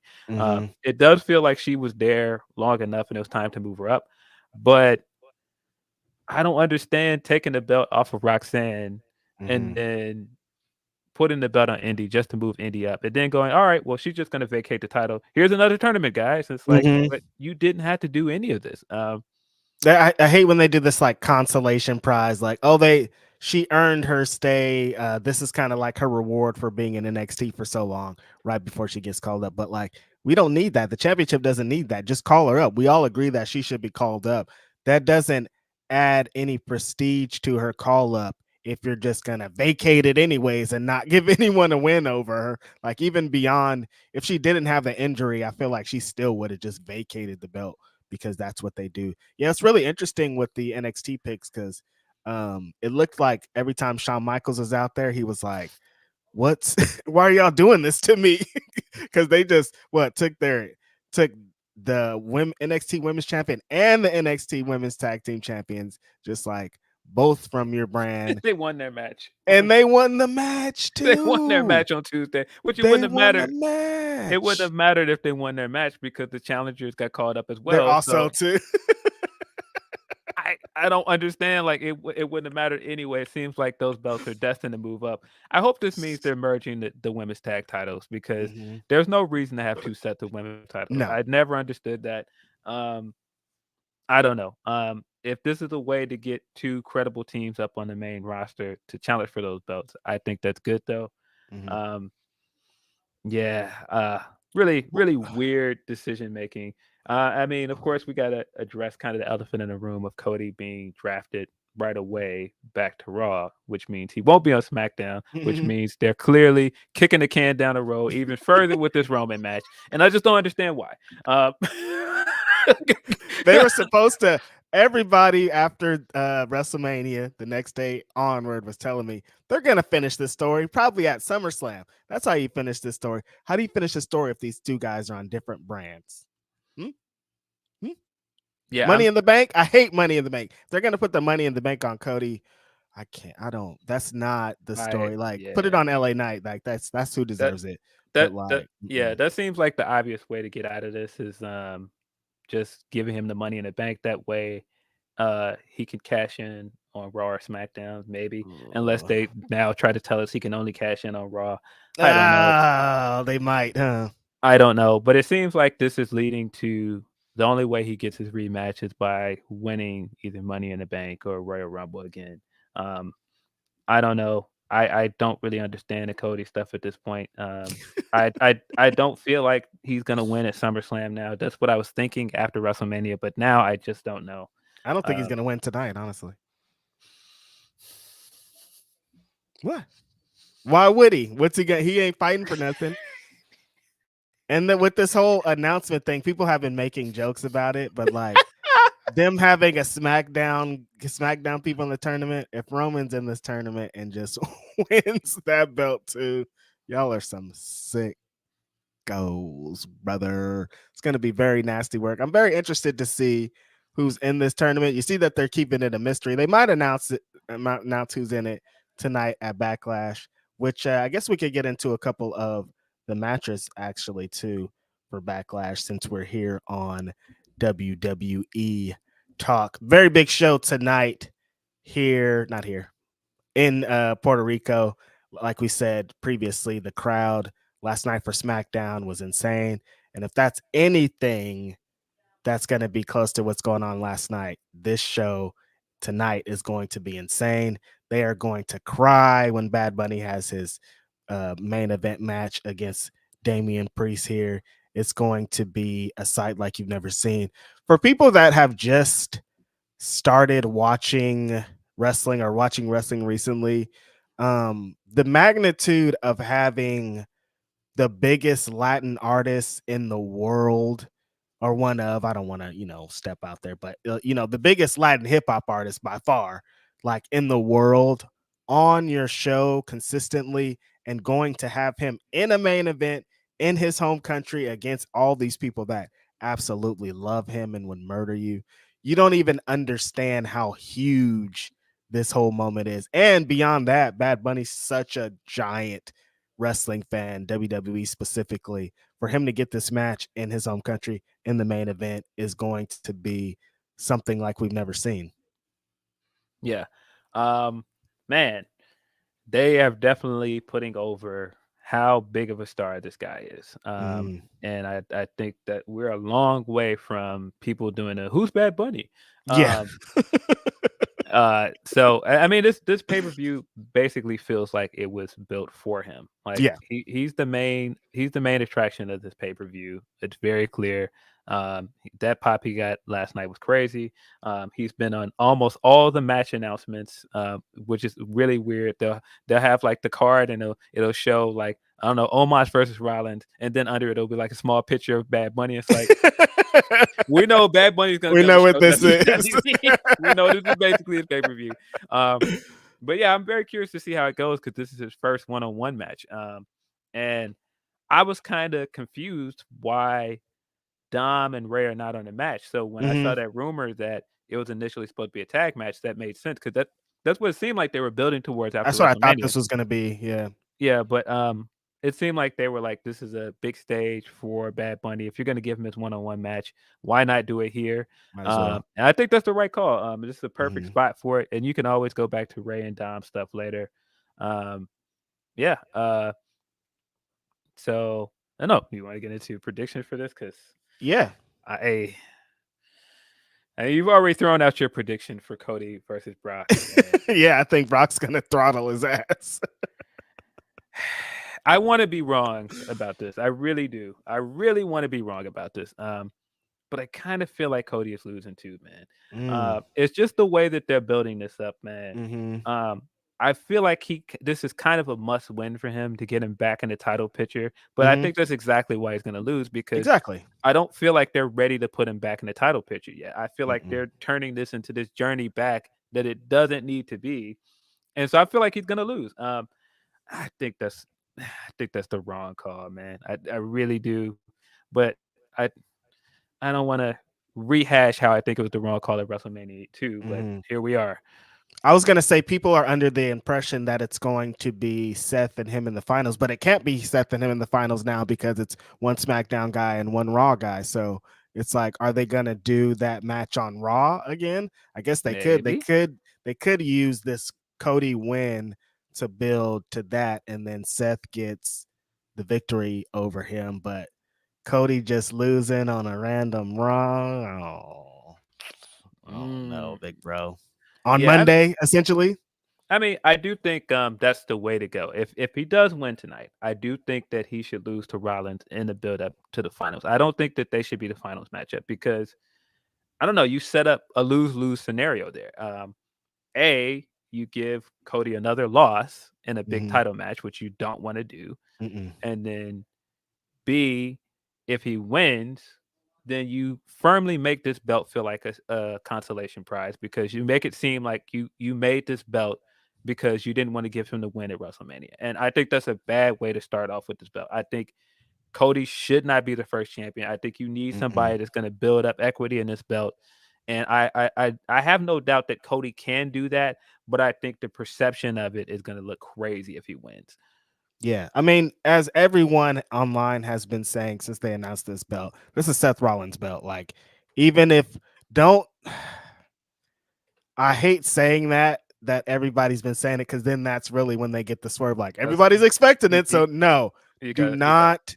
Everybody, yeah, for real. Actually, we want Cody to win. Everybody wants Cody to win again. They'll try and go, oh, it's predictable, huh? Yeah, I got something for you. Exactly. Yeah, but no, I think we're definitely going to get Cody versus Rollins again soon. It probably is going to happen on Raw, and Rollins should finally pick up the win here and go on to the finals and win a championship. Right. Yeah, I guess. So I'm guessing that means that in the match of Seth Rollins versus Omos, that you think Seth Rollins is going to get the victory here. I mean, that's probably the most predictable match on this card. Seth Rollins is going to win here. I think it's going to be a good match because Seth is great at these kind of matches of getting a guy and giving them their best match. So I wouldn't be surprised if this is going to be a really fun match. And to be honest with you, I thought Omos versus Brock was better than I expected it to be. It was a fun match. But yeah, Omos is losing here. The Seth Rollins entrance should be pretty insane here tonight with the Puerto Rican fans, with how nuts they were last night. I'm sure that when that music cuts, that it'll be very loud in there. So he'll have a lot of support there tonight. looking forward to seeing my guy come out and hit the Daniel Garcia on us and just Yeah. get his shit off in Puerto Rico. Uh, I'm looking forward to that too. so yeah, nah, that match should be fun, and he's gonna move on and win this new Purdy Gold belt, which is growing on me more and more by the day. I really like the belt more and more. I Yeah. see it. I think last time when Sam Roberts showed that video of him holding it, you can see the detail of it close up. It looks a lot better. Yeah, every time I see it again, I'm like, okay, I'm not mad at it. Yeah, the it's not as obnoxious as it seemed when they first debuted it. It's like, okay, it's actually more subtle than the fucking big W belt that they have on the Yeah, other brand. So I like this. I think Seth Rollins, I don't, you know how they do. They might try to give Omos the momentum going into this tournament and possibly have him oh beat Seth jeez, Rollins. I don't you know imagine, why, you but imagine. you know how they feel about momentum. They're like, well, Seth could take the loss and still Don't use don't that too. don't do that. Please don't do that. They like losing Seth. They like losing momentum for Seth. Like, oh, if you lose, that gives you the momentum. Omos needs it in a different way. Mm, You don't like come that. on, man. Don't do it. Don't do it. But yeah, Seth Rollins should get the victory here. My biggest interest here are in the other title matches, though, because they're doing this dumb flip flopping thing in the women's division. We got Rhea Ripley, the SmackDown Women's Champion, and they tried to make my homegirl. I was gonna call her Thea. That's definitely not her name. Thea. Do, do, do, Zelina da, da, Vega. da, da, da. They definitely they definitely had my girl Thea out here with her 8 kids, like getting their sitcom shit off. But they were definitely letting this week they were trying to emphasize Selena Vega and get her into you believing that she could potentially win this match. Did they make you a believer this week, Phil? No. I think this I think this is a great I think this is a great opportunity for Selena. I've been saying for the longest she's an underrated worker. Facts. And I'm glad that she's getting a chance to wrestle in Puerto Rico. That's huge for her, and you Mhm. can see not just online, but every time she's on TV, how excited she is. I didn't really think about it either that she was talking about recently that this is the first time she's been a baby face on the Oh main yeah, roster yeah, right, because right, we've right. only seen her as like a heel manager or a heel Mhm. wrestler, and Mhm. so man, I I am really excited to see what she can do in this match, and I think she's gonna surprise a lot of people, but I do think Mhm. she's gonna lose. And then yeah, Rhea totally got this. And then but great moment. It's gonna be a big pop. Like we said, the LWO's been pretty hot, and she's gonna have a huge moment in this, but Rhea's definitely gonna be the way to go. Then on the Raw side, we have the longest reigning of the modern era, stats numbers. They love them. The great, amazing Bianca Belair is taking on Io Sky. You've said it before that you think Io is going to be the new Raw Women's Champion here. Are you still with that notion here? No, Oh I shit! I did until Bianca cut that promo last night, and she kept putting emphasis on, well, one more win, and I'll be the longest reigning um, Accolade. women's champion in modern era. And I was like, that's definitely happening now because she keeps saying it. Um, they're definitely, letting the audience know so that they could be prepared for it on Monday.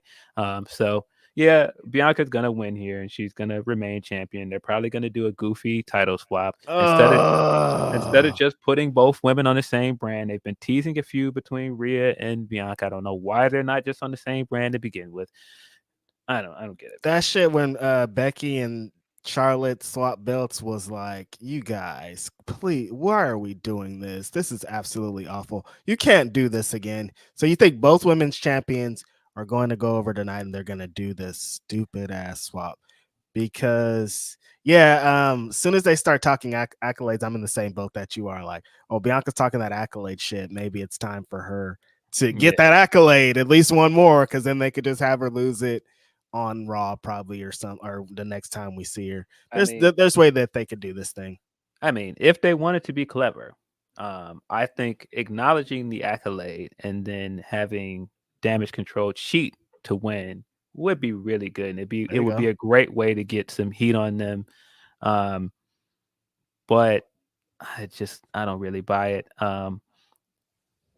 It would be a real nice, shocking win for EO, and I think it would be a great way to not just get heat on them, but continue to build the split between the Damage Control. Hmm. Um, I just don't know if I buy it now because Uh, they've been putting all this emphasis in the accolades this year, and I think booking for accolades is boring. I But want them. Like I want this shock. If it's get this accolade or have this shocking win, give me the shocking win, dude. Because I don't need more accolades. We already got Roman running roughshod over the company, and you guys building towards accolades.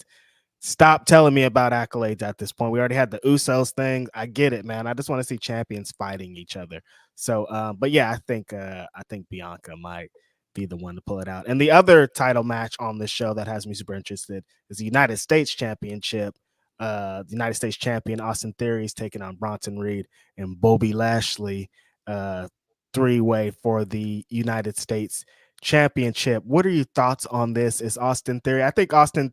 I don't want to say he's been cooked since Cena cooked him, but it hasn't been the same. They haven't put the emphasis on him. I already forgot that he beat Cena at WrestleMania. Like, what happened here?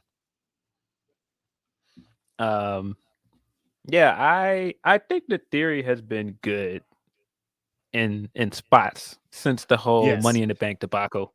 I think that revamping him definitely helped. I think his promos improved, and he was never bad in ring.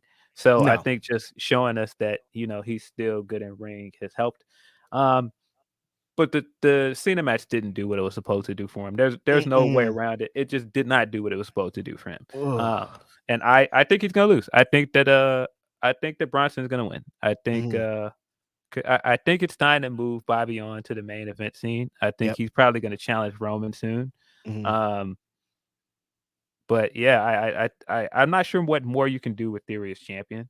I think you can still do interesting things with him as a character on SmackDown, and I'm interested to see what they do there.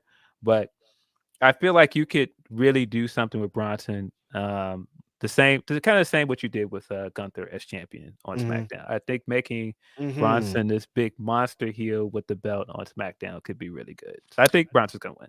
Do you think they add Theory to the main event scene also with Bobby Lashley to have another contender? Because that's the kind of the question that I had coming out of the draft is did they give any Roman anybody besides Lashley that we're gonna believe?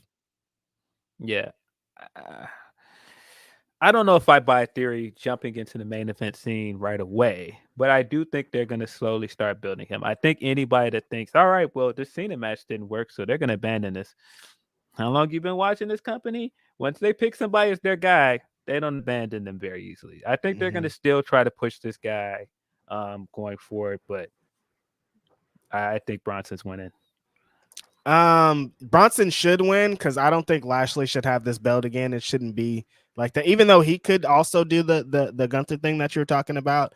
But I think if we want to keep establishing a really strong second title here, I think Bronson's the way to go and just keep with that Gunther thing and just have him beat fools up every week because he's been having a lot of fun since he's returned from his Yeah, the I he beat Okada debacle. Yeah, I've been into the Bobby and Bronson stuff. So this is a nice way if Bronson wins, you can do another one-on-one match with them down the line for the belt. Um, yeah, I'd be into it.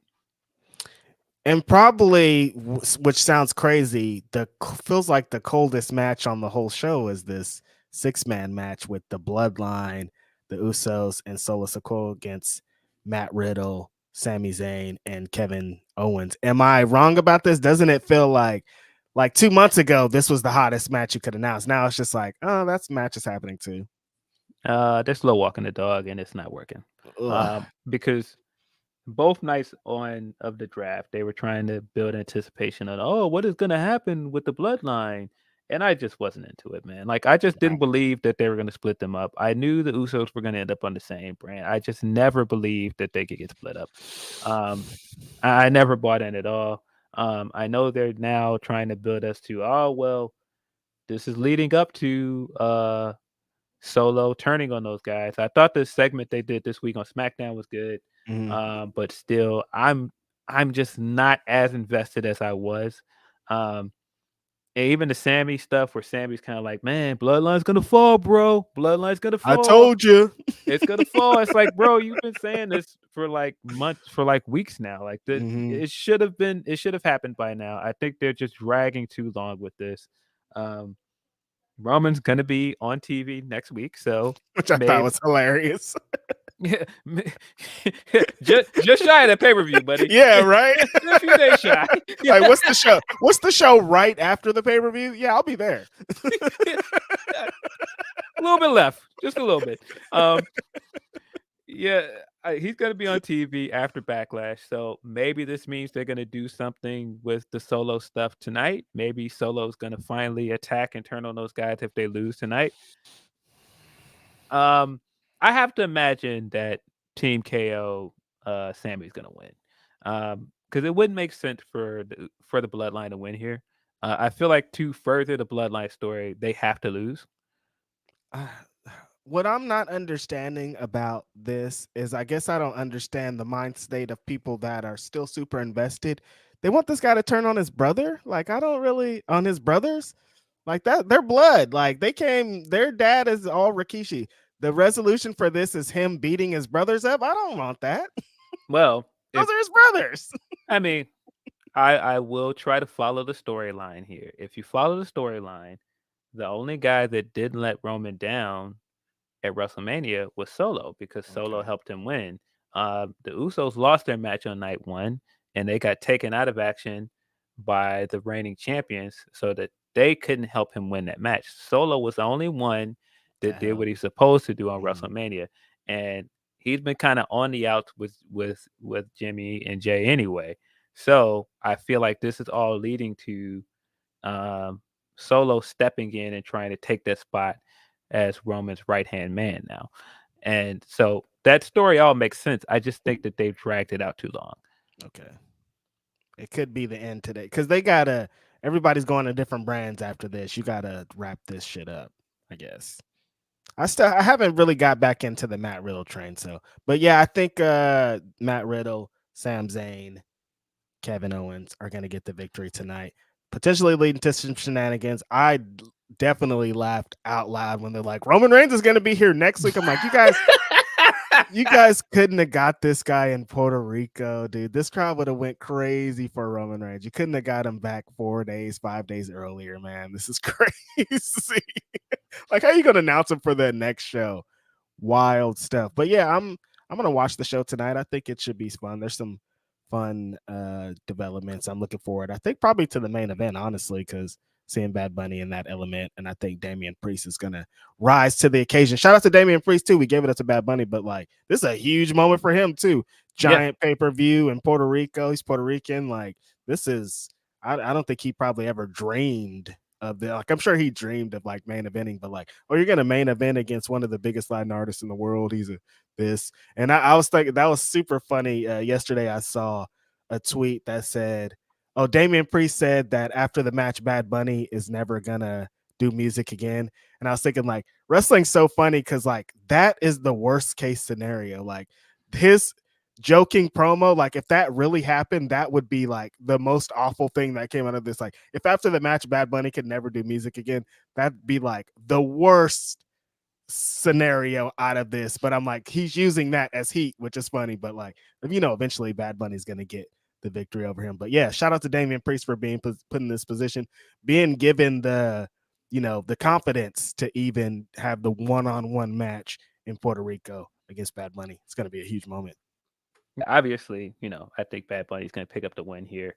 But I do think that this has done great things for Damian Priest, because Damian Priest was starting to feel like the guy in that stable that just kind of stood around Yeah. as the enforcer and The cut big the menacing yeah man. cut weird promos every now and then. But this definitely gave him like some stuff to do, and I think it's great for him. Seeing the Dom stuff is still insane to me. That reaction he got the week before, and that reaction he got in Puerto Rico, Crazy. insane. He's clearly like one of the hottest heels in wrestling right now. It sounds so crazy to say that, but when you really think about it, Dom Mysterio? who's getting the kind of heat that this guy is getting? It's not that Not many like people. that. Yeah. He's really smoking it right now, and so I think they've got something good going with them as a whole. It does still kind of feel like there are four people that are like mashed together for this, but Judgment Day's come a long way from the weird, gothic edge stuff that I was not into at all. I actually like Judgment Day now, and I think Finn makes a good candidate if he's going to be in the tournament to In this win the world tournament. champ. Yeah, and Mhm. I think even if he doesn't win the tournament, I think that he's a guy that could eventually win that belt sometime down the line and do something cool with it.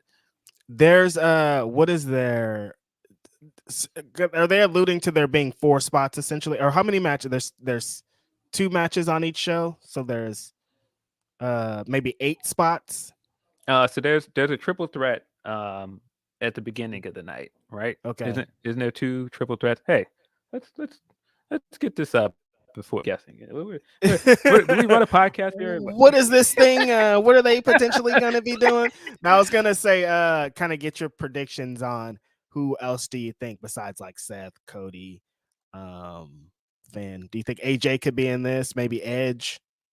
AJ makes a lot of sense from SmackDown. That's the only reason why I could see why they're doing SmackDown guys is because they want to get people like AJ into the tournament, so that you can Mhm. give him something big to do when he comes back. Um, yeah, that's the only thing I could think of. Lashley, we just talked about. Lashley makes sense as well. Mhm. Um, I mean, Lashley could potentially win this thing. I could see him going. I could see him going back to Raw as the new that that would be world. so Not into it. so stupid. That would be so stupid. Man. I'm thinking it has to be Rollins, but there are some, and people are saying Drew. Oh, we got some Drew news very recently too. That speculation is that when his contract is over, it's over. He's out of here. He's gone. He's leaving the WWE, and I'm not surprised about it at all. If anybody knows about leaving the WWE and building your stock, is Drew McIntyre. But now he can leave and not come back. I think the difference of like he's I not gonna leave to build his shit. He's gonna leave to be like, fuck y'all, I'm about to go do my thing over here. Yeah, I mean, at this point, I have to see it before I believe it. Yeah, Um, I don't think he's leaving. I think that he's still trying to negotiate his contract, and the important thing here is his contract is not up for like right. 9 months. It's a minute. So they've got time to fix this. I think he's trying to wait out to the end of the contract before he resigns. So I'm not buying he's going anywhere. I could see Drew taking part in this tournament as well. Mhm. So the official word on it is there will be 2 triple threat matches with about later in the night to determine who will represent their brand. So Mm, effectively, that means there will be 6 wrestlers from each brand. gotcha. Okay. Okay. I see. Interesting. I'm interested to see who they have from the Raw side. Are they gonna try to take some chances with some newbies from NXT, or are they just gonna Yeah, put the I mean, Miz in there? on Raw side, I can see it being Finn, Seth, Nakamura, Knock. probably Drew McIntyre, Mm-hmm. Gunther. uh, maybe Gunther. I would keep Gunther out of the world title picture until he loses the belt. Mm-hmm. But I could see him taking part in there as well. Um, they got options there. SmackDown is where it's going to be a little bit more um, confusing who gets in there because, like we said, AJ makes a lot of sense. Bobby makes sense. But who else are you putting in? You got to put Theory in there, maybe. I guess they could. He could fill a spot. It has to be. I'm guessing one other guy from the Bobby triple threat match. Bobby and Bronson. If Bronson doesn't win, like whoever doesn't win the United States Championship, I think both of the other guys could be in there. So I don't know, honestly. Yeah, let's get back into some super chats because there's a lot. So Night Fiend says, "Congrats, Will. I thought last Saturday it'd be this. Keep going strong, bros. We're supporting y'all because It's time to be legendary. Watch One Piece. What's One Piece? It's an anime, bro. Um, That's definitely gonna be one of those weird things without will where there are nerd things that I understand and nerd things that I will come in here and talk about. And you're gonna be looking around like what? Um, What's One Piece? yeah, no, that's definitely gonna be one of the weird blind spots. But I won't let you guys down. I still am into nerd things. I am currently wearing a Nova Corps shirt. You can't see it. Wearing a Mm-hmm. Nova Corps shirt because I did see Guardians of the Galaxy 3 last night. Excellent movie. Oh, that's what's Um, up. I know people are gonna throw around stuff like best Marvel movie since Endgame and all that stuff, and it's kind of worthy of that acclaim. I think it's a very very good movie.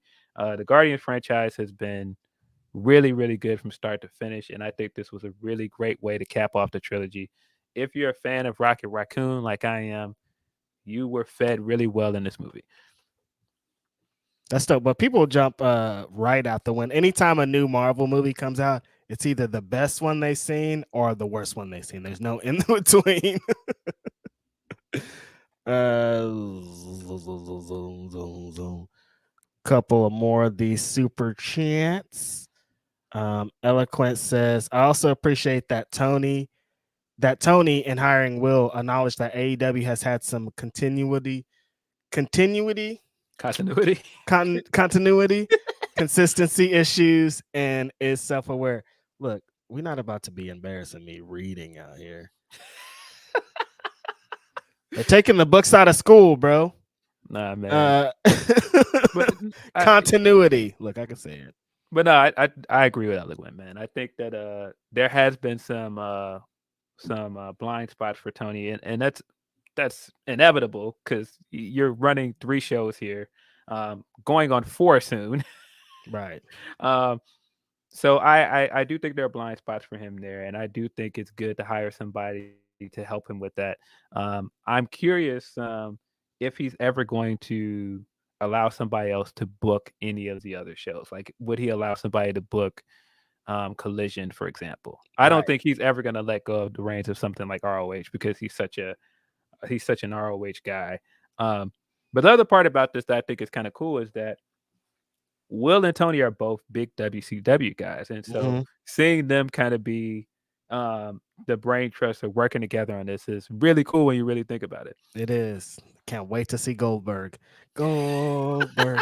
Van Twinblade says, Phil, it ain't about Cody. It's about the Fed sucking. I guess. No, Cody's great though, man. I just think that he should be champion. Even when I was watching that press conference and how over he was, and watching him kill it, I was like, man, he should be champion. He's effectively the face of the company. He's When working like it. It doesn't make sense Yeah, that he's not. when Roman's not there, he's basically the face of the company, man. He's getting all of the acclaim and the attention that Roman was getting before. The acclaim. I see how you brought it back there. That Ricardo. they could have caught a body this week. I see what They Max did. did. They did. He was cooking. Ricardo L. Ray de Chisme says, Will is late for work. Fire that guy. He's fired. We told him this is the last time. If you're not on the show today, don't try to be on the show next week, is what I That told him.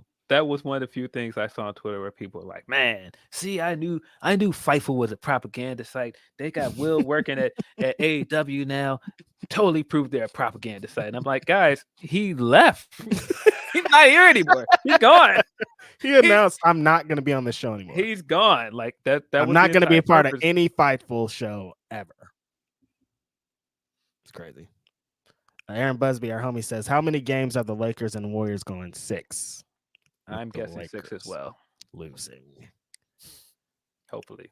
J Love Podcast says indica or sativa. It depends. It really doesn't depend. It's like if it's green, I'm gonna smoke it. Mac from BK says new Reg and Phil. No, new Reg and Phil. Yeah, we out here. No, Reggie, I'm not. DeLorean Diggs says, okay, I'll admit it. It was very entertained by the Double J and Mark Briscoe segment. That was very entertaining this week on Dynamite. Man, all of this Double J stuff, I'm so tempted to say it's terrible, man. But I've and you been see laughing. it. I've been laughing at most of it, man. And this is what I've Mm-hmm. said many times on this show. Sometimes wrestling that is cheesy or quote unquote bad. Bad is subjective. Mm-hmm. It's good, and I Yep. think Firm Deletion is prime example of this. I'm sure there are people that watch Firm Deletion like, what is this? This is stupid. But I laughed throughout the entire thing. I thought the whole thing was Yep. funny. Most definitely. A lot of the Jeff Jarrett stuff, I think, is supposed to be hokey. It's supposed to be you're supposed to hate it. You're supposed to hate. You're supposed to be. He's a heel, but it's like, damn, this shit's funny. He's silly. Uh, Armando Gonzalez says, "Y'all seen the Dear Mama Pac docuseries on Hulu?" I watched. I was in Bakersfield for my mom's birthday last weekend, and we watched a little bit of it. And my first question was like, because I've seen so many Tupac documentaries. She's watched a couple episodes, and I was like, have they said anything new?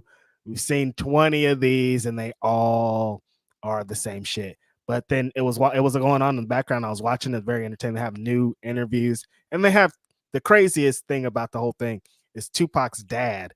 Never seen this guy. I don't know what he looked like. I don't know what his name is, but his dad is in the documentary talking about all the moments that he's connected to too. It's pretty interesting. It's definitely different than all the other Pac documentaries. And if you haven't seen it, you should definitely check it out. Have you seen it?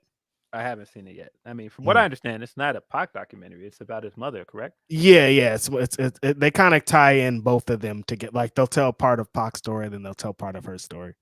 Yeah, And I her have to check story it is out. like it's funny because like they're like Pac is crazy, but then you hear her story like that he didn't have shit compared to what she was doing. Yeah, I have to check it out. It does look good. Every time I see the commercials for it, it looks good. Deontay says, "No worries, LOL. What y'all think about this World Heavyweight Title tournament for the belt, and how long till that T-shirt too tight nerd Maxi loses the belt?" Saying MJF. I think Well, I mean, we basically got into tournament stuff. yeah.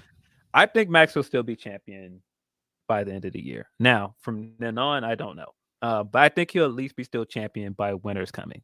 You think he's gonna make it out of all these big shows they got coming? You think he's gonna make it out of Forbidden Door, All In, and All Out as the AEW World Champion? I do. I Wow. do. Mm, interesting. He's gonna have some great opponents going through that. So oh, same thing. How y'all feel about the tournament from Deontay? It's gonna be interesting. We got into a lot of the talk. We both think Seth Rollins is gonna win. Van Twin Blaze says, speaking of Nas, with the AI rap garbage, I am reminded that the Eat That Watermelon video Nas did with Nick Cannon. Yikes. Excuse me? I don't know. I've never seen that. That sounds crazy. Nas did an Eat That Watermelon video with Nick Cannon. No, They was that is both wilding. that sounds crazy. They was both wilding. Gillespie. No. Yeah. For real says, you guys think Don and Takeshita turn on Wednesday? I don't know. I don't. I can't see them turning Takeshita at this point because Takeshita is so beloved right now. It'd be a weird move to turn him, and they've got so many heels. Mm-hmm. I can't see it. I don't think it really makes sense in this moment. I think Takeshita might just play like a will he or won't he type of thing for a while because I don't know why Takeshita would be on the other side, but I mean it wouldn't shock me too much if he did. I mean they are building Yeah, to Don doing something. yeah, he's definitely plotting.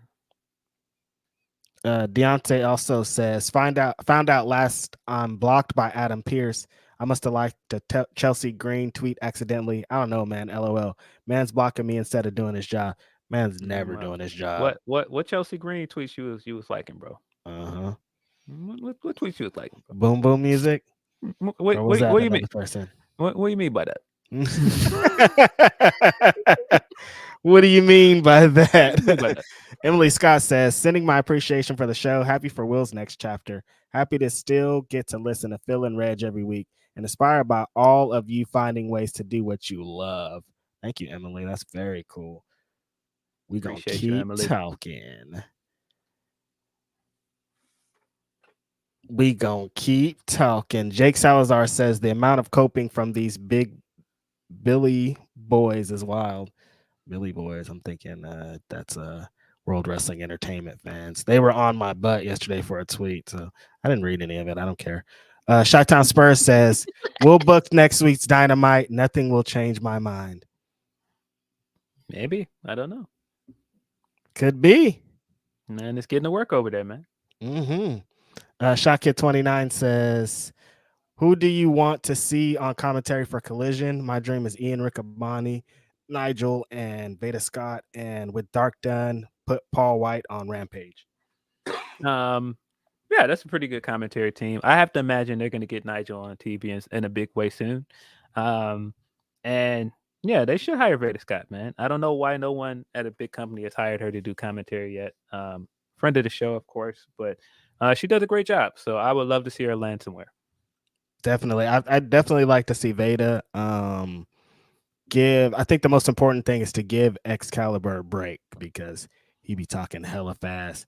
Let that man take a nap. And also no Chris Jericho. If I have an option, please don't have Chris Jericho yelling on this Jericho show. fans are gonna be at our necks after this episode. Like, y'all don't like Jericho? Sorry. Come on. I like Lionheart. You ain't got no love for the King of Winnipeg. Lionheart, big dog, but like yelling and all that shit. Leave it. Keep it. RH says, what is stopping WWE with holding any continuity, be it in the draft or anything? Just Vince, or is it muscle memory now from Triple H and HBK? I think the big difference with them and AEW is that AEW's crowd has proven that they care about things like lore and like a lot of these things that like long-term storytelling. And that's not to say that WWE fans don't, but I think more AEW fans care about that stuff. WWE fans are kind of here for the ride. They're here for the moments, regardless how you get there. Exactly. So I don't think that they care about the continuity stuff as much because they believe that their fans don't. They believe that I mean, for the longest, their business model has felt like, all right, well, weekly programming is here to kind of promote something. But once we get to the pay-per-views, that doesn't matter. That's why I tell people all the time, like, you could just watch the pay-per-views and you're not really missing anything on weekly programming. I mean, just think about how much people like the Bloodline stuff because it was different and because it was doing the long-term storytelling. Because they wasn't doing that with a lot of other stuff on their show. So I think the difference is that WWE just doesn't think that there is an appeal to it. Yeah, I think WWE conditioned their fans to be this way. I think this is what they always wanted. It's always like, it doesn't really matter week to week.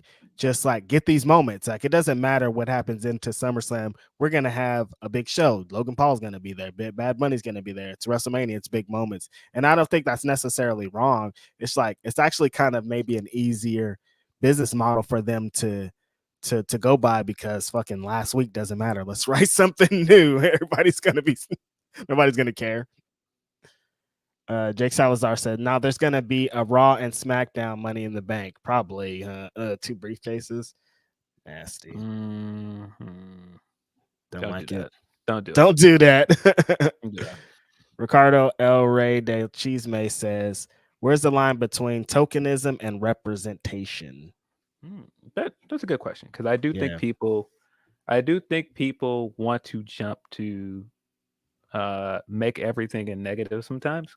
And I think when you have something like LWO right now, and it's so different, it's such a fresh idea. Not that LWO is a new thing, of course, because it's not. But it's so fresh in the sense that we just don't see this kind of representation on WWE often. Right. I think the difference you can see it is it's never hard to tell whether something's genuine or not, man. If something is not genuine, it's going to show. Immediately. And so I think from the wrestler side, a lot of them are genuine and wanting to represent their cultures, regardless of what the company's plan for it is. And sometimes the company's push, that's where you can see the controversy to it. And so I think that's where you can tell sometimes where there's tokenism. And but again, I don't think that's on the wrestlers part. I think the wrestlers are trying their best to represent their cultures most of the time, but sometimes the companies don't get it, and that's apparent. Definitely. And I think a big different factor in the LWO thing is having Rey Mysterio there, because all those people love Rey Mysterio, everybody that's involved, and they want to pay tribute to that. And just like you said, if they get a chance to represent their culture, even if the people on top are wilding about it, they're going to be excited about it, and it's going to be something they try to put their all into. Right. G Bro says, "Yo, it's Grapsody with effing Phil and Reg." That's us. Last year says, "Sheeta on Hey EW. I know who booked this. See, look at his influence already." I did see that. On there. I did like that Sheeta also came out and showed a lot of personality. Yep. Every time she goes away and comes back, it feels like she's more and more comfortable on screen. Mhm. And so I'm really happy that she's getting a chance to show more personality. And hopefully they have plans for her moving forward. Feels like they will. See what I did there? Do you see what I did there? David Reed says, Will shows up and Sheeta returns. Coincidence? See, continuing my joke that I just did. Louis says, now that Will got his love, what's his worst take? What is his Phil? worst take? What is his worst take? I mean, we've gone back on and forth on the world title thing, but that week when we debated the Rollins stuff, and I was like, man, nah, Rollins is over, and it's clear that he's over. And my man sat here and was like, oh, well, you know, he's for somebody. And I'm like, man, listen to the reaction this guy is getting at these shows, bro. He's for somebody. Like, it's just me that has started this thing on my own. Listen, I would love to take all of the credit of getting Rollins over, but no. Rollins is hot right now, man. I'm sure he has other takes that I'm not thinking of. He said some odd ones. I didn't agree with him, by the way, when he was like, Zio is the best season of Power Rangers. No, it's not. No, it's not. I don't agree with that at all, but, you know, that's his opinion. I think Space is the best season. Worst take? I don't know. There's nothing that he would ever say that was super egregious to me. Just, I don't know. Mariah Carey over Mary J. I think Mary J might take her. He about to close our group chat. Man, for real. He's out there. He about to close our group chat right now. Yeah. No, so we got through a bunch of the super chats again. Thank you for submitting super chats. We got through a couple of the Humper chats. But right now, real quick, we're going to get into a little bit of sponsor buzz. So hold on, y'all. Hello, Grapsody viewers. If you're seeing this, that means I'm talking to you from beyond the grave. Or maybe I signed somewhere, I don't know. But before I died or did any of that, I've been using the Fitbod app. Because the pressures of being in shape are already hard enough, but keeping up with your fitness routine should be a lot easier than life makes it. The Fitbod app has allowed me to do exactly that. Remember how I lost 30 pounds last year? I'm still there. And it's because the Fitbod app makes it easy to plan my workouts around any hectic schedule, and Fitbod's algorithm changes and updates your fitness plan as you go. Just pick a fitness goal, add your equipment, and Fitbod will create a routine for you. Whether you've been missing gym time or you've hit a plateau, a fresh start has never been easier. The app switches up your exercises to avoid overtraining or burnout, and your program changes based on your personal progress for maximized results. Whether you work out in the weight room or your bedroom, Fitbod has a plan for you. Learn new movements the right way with over 1,400 HD demonstration videos. A full year of Fitbod is less than the cost of a single session with a personal trainer. Join Fitbod today and build a routine that lasts all year. Get 25% off your subscription or try the app free at fitbod.me/Grapsody. That's FITBOD.me/GRAPSODY. Yeah, man. Appreciate said guy. Boop boop. Came on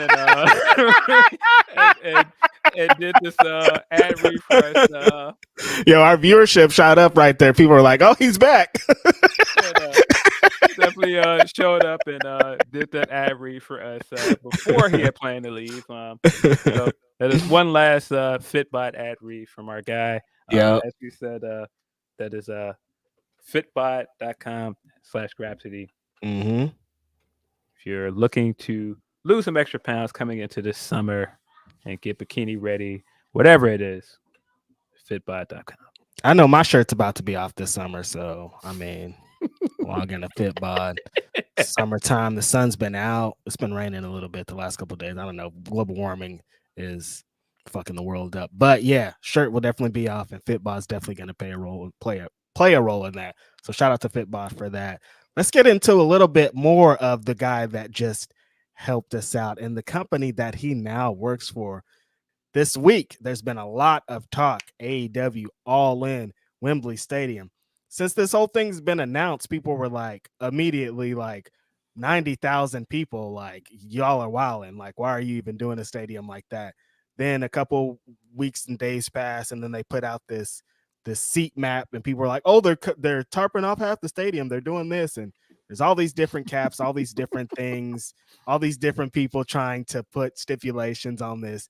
And then so earlier this week, they released some pre-sale tickets to some, I think, Fight TV subscribers or something. And what was the initial thing was like 35,000. Like off rip, they sold 35,000 tickets. They off rip, they did the best tickets they've ever sold for any show ever. First day out, Wembley Stadium. It's going crazy. Tony Khan's tweeting, getting his shit all the way off.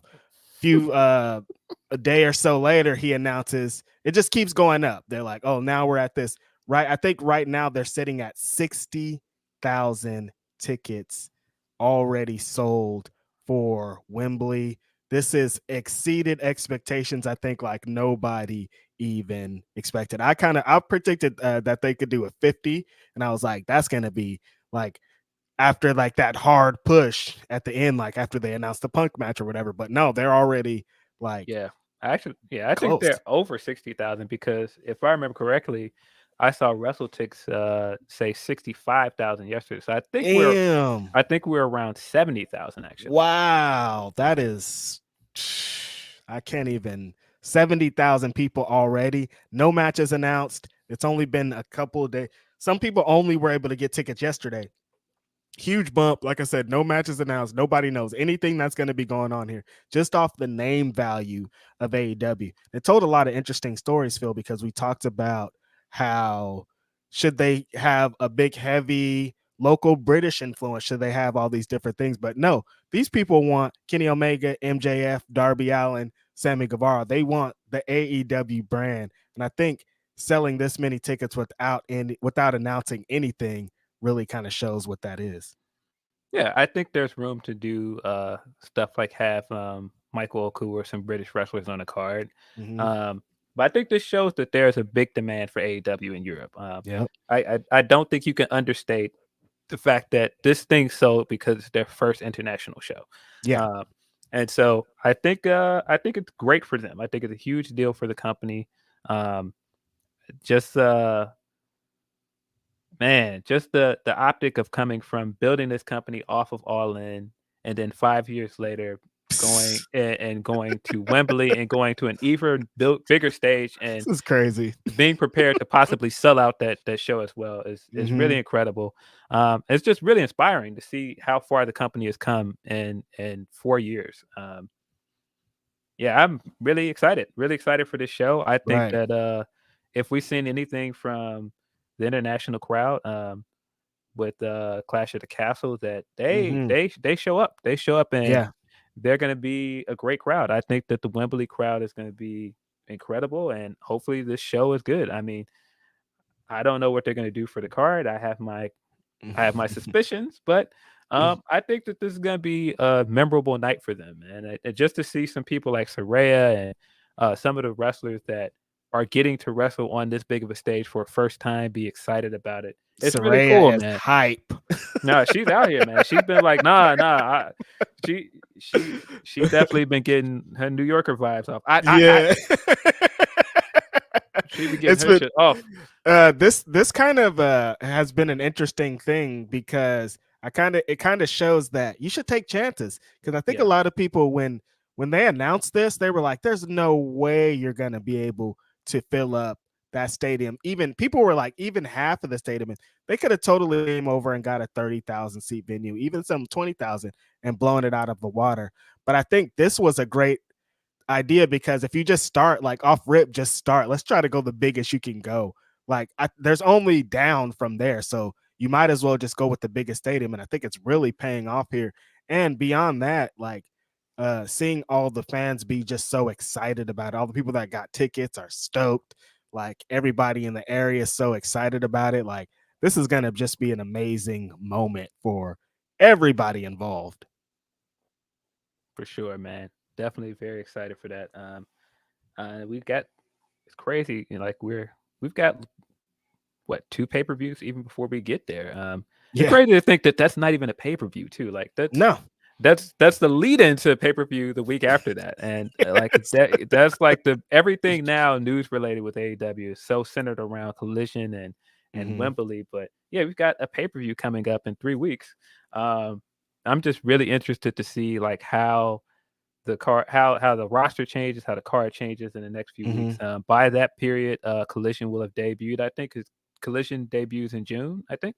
Yeah, it's supposed to be like this June 17th or something like that. I guess that show. So it'll be interesting to see, what has changed by August. And man, it doesn't seem like it, but a lot can change from between May and August, man. We're gonna be in a different AEW is gonna look like a different wrestling company by then, at least, with 1 or 2 extra additions over there, I'd say. So it's going to be very interesting from here on out. How did you feel about Dynamite? How do you feel like this speaking of the pay-per-views we have it coming up, how do you feel like the Double or Nothing card is shaping up? It's looking like there's going to be some good stuff with BCC and the Elite.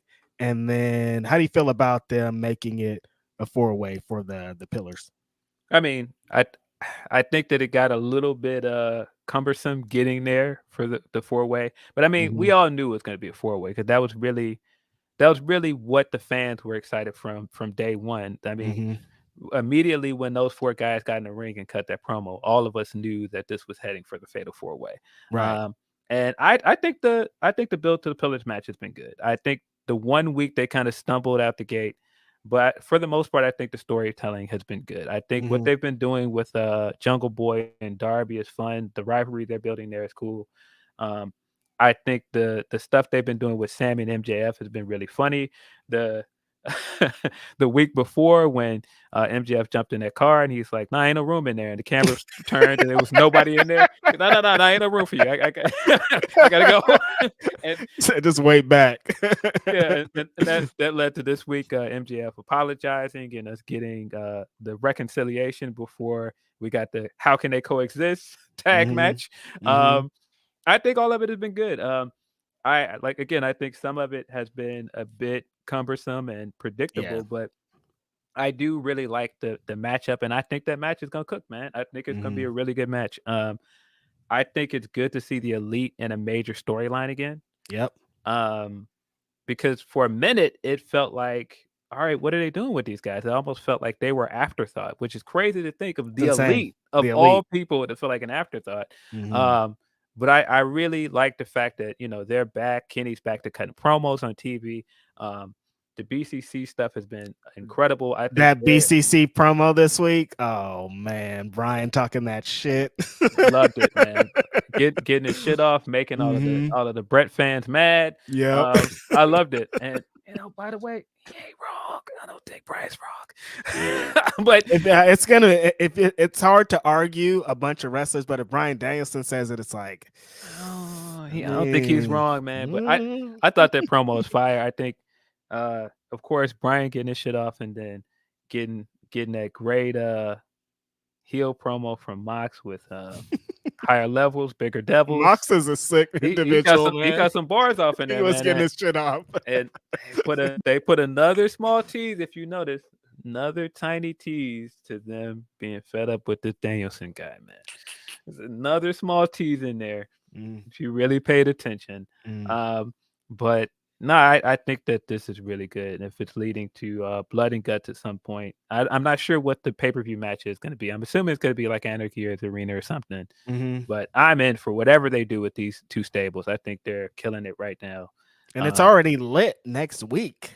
Kenny Omega and John Moxley in a steel cage in Detroit. I'm sure it's going to be an amazing and a great story to be told. So that has me interested in what they do what they do at the pay-per-view. What about the women's championships?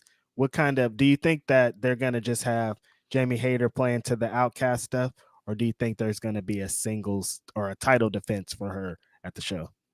I kind of feel like this is the same thing that was happening with Bianca during the feud with Damage Control, where it Yeah, was very clear that they're building to the War Games match. And right. so, in the midst of that, Bianca started to feel less important as champion sometimes because the Mhm. focus wasn't on her as champion. The focus was on like an ensemble cast, and I think that's what's been Yeah, happening here too. And so, agreed.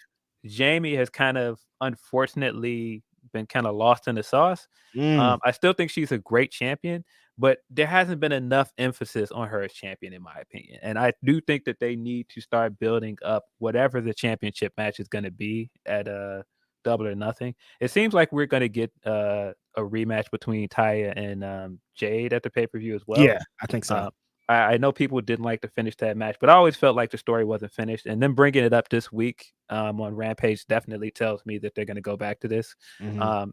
They never, no wrestling company ever does a suspension angle, and they're not going to come back and do something. Yeah, no, of So course not. I feel like that's going to be the TBS Championship match.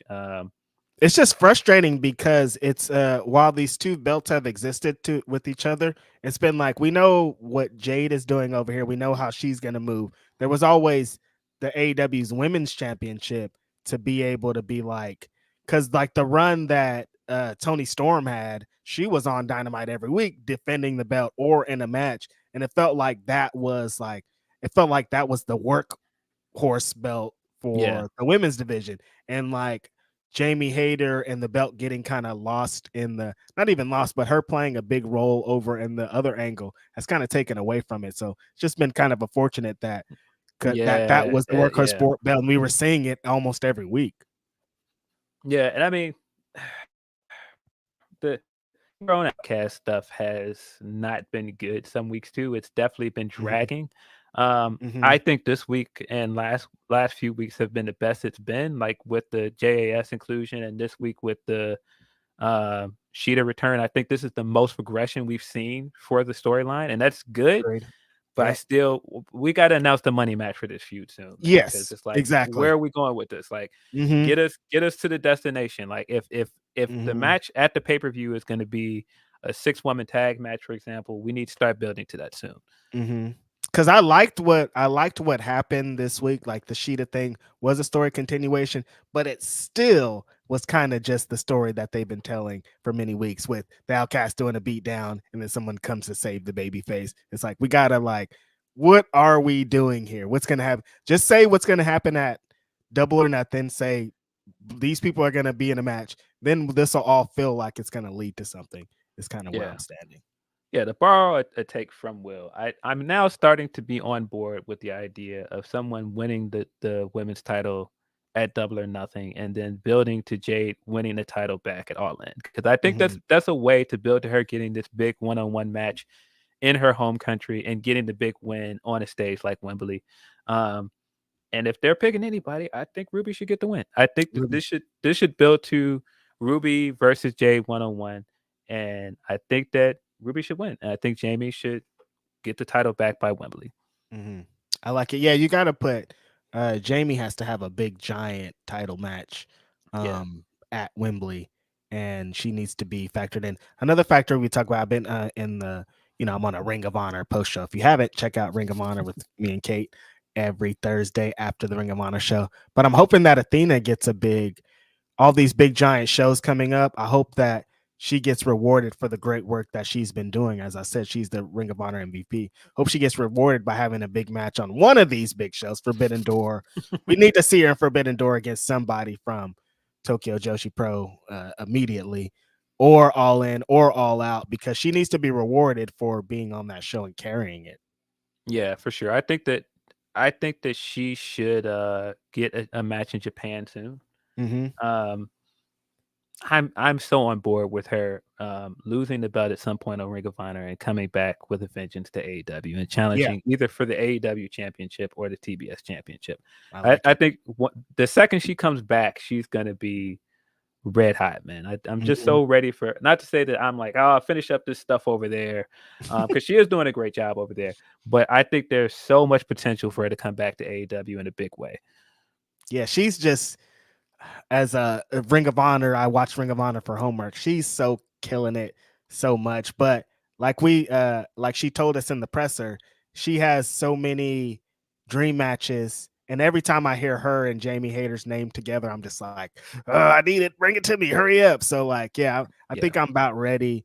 I think that her work potentially could be done over in Ring of Honor, and it could be time for her to move over to trying to challenge one of those ladies, because they had the thing with her and Jade at the beginning, but she could still be the one to potentially come back and be like, look, I went over there and whooped ass in Ring of Honor. I beat up every woman in my way. I was destroying people, and I'm back to show you that I ain't nothing to play with. Jade, give me that belt. So it's gonna be interesting coming out. Other than that, on Double or Nothing, Wardlow, looks like they're building a Wardlow and Christian Cage. They did a nice little swerve where we thought it was going to be Wardlow and Luchasaurus. Did anybody believe that though? Did anybody really believe that this was leading to Luchasaurus challenging? I always felt like it was going to be Christian. Right. And I'm sure they'll do the Luchasaurus and Wardlow match in the build up potentially here to the big show. But yeah, I think that there's still a lot of unanswered open things, like what's Orange Cassidy going to do? What are they going to do with the Trios Championships? Seems like they're going with FTR versus Jay Lethal and Double J for the tag championships, which is an interesting choice. This guy has gotten more tag title matches than anybody I can think of, man. How does he keep doing this? It's really crazy. Speaking of tag matches, one of my favorite things AEW has been doing, and I feel like it's kind of underappreciated, is Hobbs versus Luchadors. It's been incredible fun to watch. Yes. Like, Hobbs matches with Luchadors have been so much fun. I thought that was one of the things I enjoyed from Rampage the most this week, with that triple threat match. And I definitely didn't think I was going to like it as much as I did, but man, Hobbs in there throwing those guys around was so much fun to watch. You know, Hobbs and Vikingo is like for me. So to see those guys locking up, I'm like, this is amazing. Yeah, that's one thing coming off of his TNT championship run when he had the matches with Penta and the matches with Phoenix. I was like, wait, my big homie Billy working well with these luchadors, and it was on display again. Yeah, I didn't really expect that to be a thing. But again, Hobbs is from California, and if you are Californian, you have some sort of lucha training, and you're probably going to be a good base for luchadors eventually. Yeah. So really fun match, man. I have to give him their credit, man. And man, it sounds crazy, but you gotta give QT his credit too. He had some spots in that match that I enjoyed. On Rampage, for real. But man, Hobbs catching Vikingo and transitioning into that power bomb. Fire, man. Fire. Super fire. Give this man more matches with luchadors, man. Give this man more of a push, man. Hobbs is so dope. Yeah, shout out to my big homie. He is an incredibly talented person. We're gonna get to some more super chats here. Van Twinblade says it was a stop this shit video. It's from 2009. I don't know what that's concerning. Probably his other super chat. Monkey D Cam says, new era, fellas. I just got engaged this weekend. Will is all elite and Wembley news. Let's fucking go. That's amazing. Congratulations, bro. Yeah. Congratulations to getting engaged. Hopefully everything is great. I don't know where you are in the world, but I am an ordained minister. If anybody needs me to come in, marry them, I've done 3 weddings so far. Wait a minute. What? Wait a minute. As long as I've known you, how am I just not hearing that you're things I keep in the tuck, Phil? I don't let them all go. What are you talking about? Yes, I've ordained.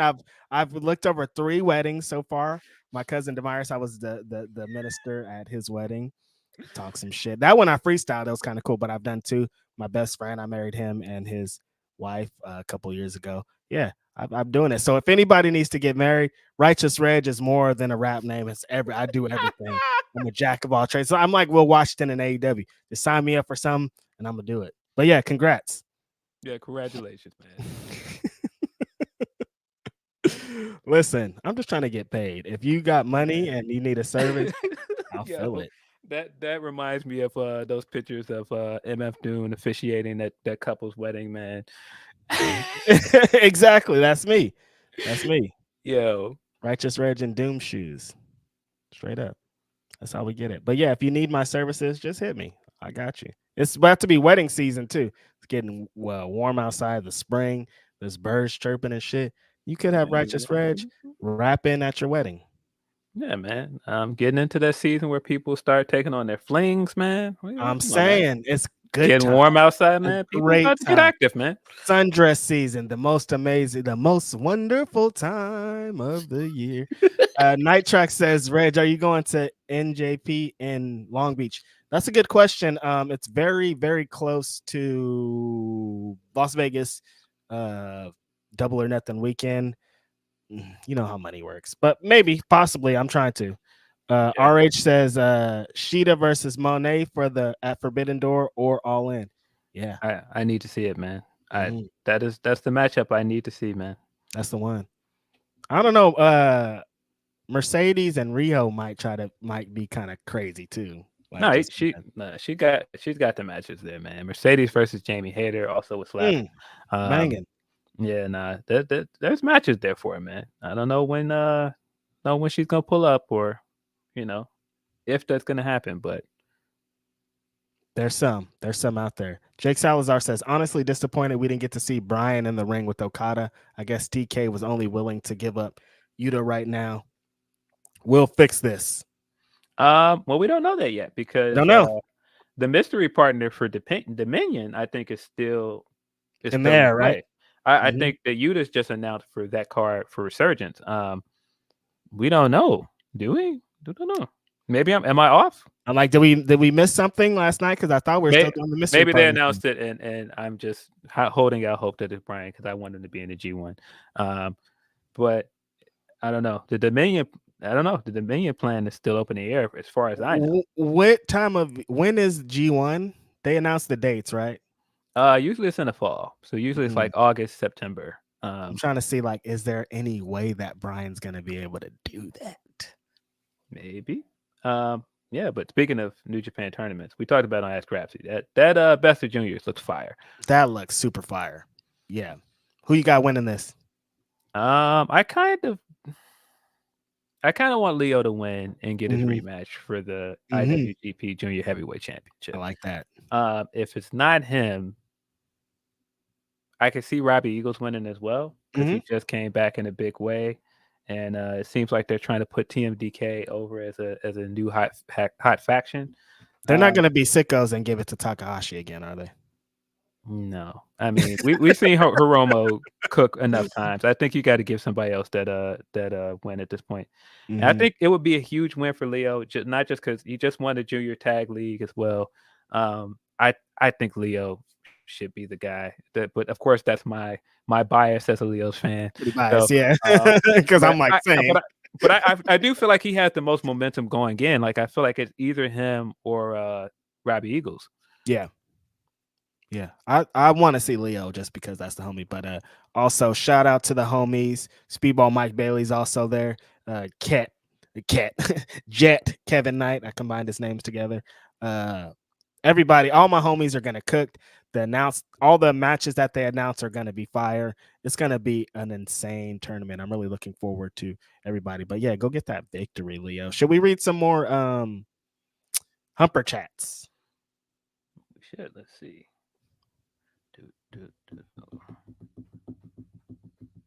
All right, I think we just got one left on that side. From Ugly Boogie Pop. Sorry, Uncy Boogie Pop. Unky Boogie Pop. I'm tearing this name up. Ugly. Sorry, tearing this all up. Unky Boogie Pop. Tearing this all up, man. Didn't see Will's graphic until after Dynamite. Was thinking, oh no, Will marking out over Sheeta's return. Little did I know he was backstage geeking out in front of her person. I'm sure he absolutely was like geeking out somewhere backstage. I don't know if he was doing it in front of her, but definitely was geeking out. Somebody definitely screamed out, "Let's fucking go." I don't know. It could be his boss. Yeah, I'm sure. So yeah, I'm sure he was geeking out, man. Will Washington, yeah. No coincidence that him and Cheaty showed at the same time. Jake Salazar also says Jeff Jarrett needs to dethrone Wardlow. Y'all need to see the vision. My world. I can't wait to hear 90,000 people in Wembley Stadium all saying "My world." It's gonna hit. It's gonna hit hard too. That poster you showed with all of the Jeff Jarrett's on it. All the Jeffs. Wild, man. Yeah, Jeff Jarrett is Jeff Jarrett, man. This dude, man. I swear it should be as funny as it is, but it is just really hysterical, man. Y'all are funny in the chat saying, is this not a bit? No, I am actually an ordained minister, okay? 3 weddings. I'll put a picture up from one of the weddings that I did and see if you believe me. Jake Salazar says, Righteous Rev. Yep, the Reverend. I used to play that Devon's interest music. No, there wasn't no interest music. I was very normal and everything was okay. Jake Salazar says, Jimmy Butler is back today. He by fitting. I hope so.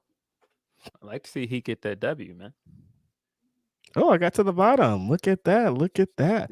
Look at that. Yeah. I think the last thing we want to get into is Trinity is back out here in the wrestling world. Trend Pack on Impact was trending. Yeah. Very excited to see Trinity wrestle again. Very excited to see people excited for her, man. I was getting a little bit concerned with how much people were kind of writing her off, especially with the Mercedes stuff. Because again, man, we want to see Mercedes win. We want to see her out here doing the big matches in Japan. But don't just act like Trent ain't out here popping too. No. So I was glad to see her get to do her rollout this week. I seen her. And you were actually in the show for one of her matches, right? Yeah. I missed the debut where she did the entrance and cut the promo. But I was there for the next match, so I did see the match with Kylan King. But man, seeing the first the debut at home and just seeing how into her that crowd was, really cool. Josiah cooked on that entrance music every time, never fails. And it just was such a cool vibe, man. Like just the glow sticks in there. I mean, the cool thing about Impact is that Impact is smaller, but it's so intimate, so that you can see like so much of this like crowd reaction. And man, they got that was out Trinity, there for man. They got high for Trinity on Thursday night.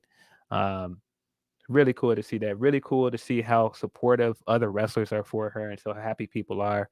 Mercedes is like just crying, and Tamina just shows up she's like, I'm not a WWE contract wrestler. I'm outside too. Yeah, man. Boy, CM Punk showed up to play Uno. Punk was there too. Yep. Got the cards out. Yeah, but no, it was really cool also to see that with everything that happened, man, it almost feels like it was a year ago at this point. It's almost a year ago. It's May now, so it's almost a year ago. But crazy to think almost a year ago when they left and how people just assumed, all right, well, they'll just go back and they'll just keep putting up with this. And one of the things I really appreciated when she talked about it on Busted Open, she said, she just didn't like how she was handled, how she was talked to, and so she just was like, I'm rolling out. Yeah, no, she really got into it. Like a bunch of narratives that were created. Like, these 2 black women are just black. Why are they blah blah blah? Like she showed all those narratives. Like, no, there was a reason that we left that day. We felt disrespected. They were talking to us crazy. She felt like all the things that she had put in, both of them, all the time that they had put into this company, they were just being treated like 2 fucking losers at this point, and they're not going to take that. And so to see her get this moment, and I talked about it on this podcast before, I thought that Impact was a great place for her. People be trying to get up their jokes off, and I've gotten multiple jokes off about Impact Wrestling, but the one place where they continue to shine and never ever fall off is their women's division.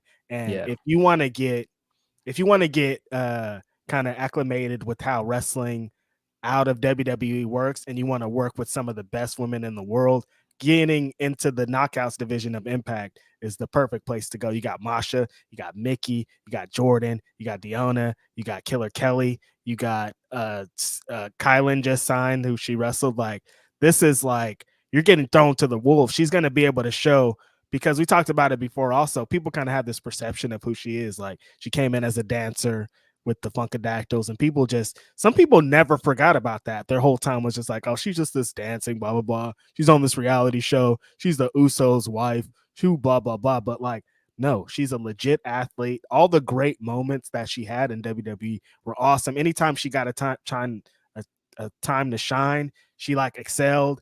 She's amazing. And so we're gonna really be able to see what she can do in the ring, because in Impact, they're gonna give her, it's not gonna be a 4-minute match. They're gonna be like, okay, you got 15 minutes with Deonna Purrazzo tonight. Go for it, see what you got. And it's just gonna be a different set of circumstances. I'm super excited. Shout out to everybody getting interviews right now. Phil and I also want one of them bad boys. We're just gonna put that out in the air. But Trinity is outside, and it's great to see, because for a little bit it felt like she got lost in the shuffle, just because the shit was Mercedes was so big, and we were just like feeling her superstarness. But it's like, no, Trinity's not a slouch though. She's also going to make a big mark. And I think Impact is an amazing place for her to be.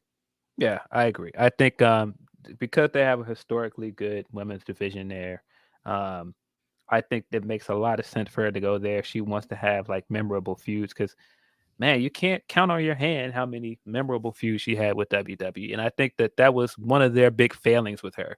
Not like Did she have any Charlotte? I guess technically Charlotte, but I mean, you can loosely call that a feud. It Right. wasn't really a full-fledged feud. I mean, really, Sonya, that's the only really like full-fledged feud that I can think of. And we hated that for most of it. Yeah, technically she had like a bit of a feud with Saraya or Paige during the Divas era, but nah. And I mean, I guess technically like the stuff between Team Bad and the Bellas, but not enough that I would say that there are any like real notable ones. Like, I don't know, but I think this is a good place for her to show like, no, I am a good worker, and I am, a veteran in this industry, man. When you think about how long she was there, I think people definitely like underappreciated her, man. She was there for what, 13 years? 2009. Yeah, she was there. Yeah, she was there for almost 14 years. That's insane. And I don't think that she was treated like a veteran there. I don't think that she was given any of the respect she deserved. Well, we don't even have to get into stuff like how she may or may not have been talked about backstage, or how they tried to dog them on air after they left. I just don't think that she was given her flowers like she deserved there. And so it feels really good to see people so supportive of what she's doing, and seeing like her doing all of this press tours, and seeing how excited people are to see her out and about. It's really cool, man. And I think she had a great match. I think people are gonna like the match on next week's episode of Impact. I think it's on next week. But I think people are gonna like it. Yeah. I think the finish she's doing now looks really cool. I'm glad she's back to showing people like, nah, I'm not doing just like the gimmicky kicks or like the rear end. Nah, I'm tapping you out. Stop playing with me. Said Impact needs to tighten those ropes for Trinity's finisher, though. Like, yeah, if she got the finisher, get them ropes tight. They usually have pretty tight ropes. They have a bunch of springboardy ass wrestlers, which is interesting. But yeah, the whole rollout, it has been great. They added her to the Impact roster page, so it's like it's real shit. She has some new merch out. Shout out to Lauren Moran for killing that design. Exactly what I said online. This Brit shirt would have been way different if she had somebody design it. That's another story for another day. Trinity. I don't know if we want to get into the shirt fiasco. Yeah, I'm like, no, that was weird. But no, the shirt looks great. I mean, again, just seeing how people are coming together in the community, like just seeing her post a guy that designed her so gear. Cool. Yeah, it's just, again, it just seems like the community wants her to succeed. And I think the big difference between her and Mercedes, like, we know Mercedes has the crew. We know that she has like rabid fans. We definitely know that. And not just that, we know that Mercedes is a worker. Like, she's always been built as a worker from day one, coming from NXT. They built the NXT, the women's revolution off her back, saying that, nah, we're bringing workers up from NXT. So she was never seen as less than. And I think there is a section of fans that has always seen Trinity as like, oh, this dancer that turned into a wrestler. And I don't think they've given her due because of that. I don't think like some of the some of the stink of the Divas era has not washed off of her. And that's not to say everything of the Divas era was bad, but I think some people unfairly criticize her from stuff from the Divas era. And I mean, so, that's a great point right there that you're making, saying that since she was here, she's been here for 14 years. When she came in, it was the Divas era. There yes. wasn't the women's revolution. So people are on top of that really going to keep this because they're used to seeing her dance and hit with pillows and shit. Yeah, so I think it's good that she's like stepping out and doing something else to show people like, nah, I'm a worker, because Mercedes don't have to do that. We already know Mm-mm. what she's capable of in ring. And so getting to see her in Japan is a different experience, and getting to see her like prove once and for all like she's one of the greatest of all time is incredible. But I do want to see Trinity get her flowers too, man. And I do think that unfortunately she has to build up some of that goodwill with fans that don't see her in the same light. And I do think another difference is that, man, when you look at how black women go up for Trinity, man, and how they see themselves in her, it's just different, man. It's way And different. and again, that's not.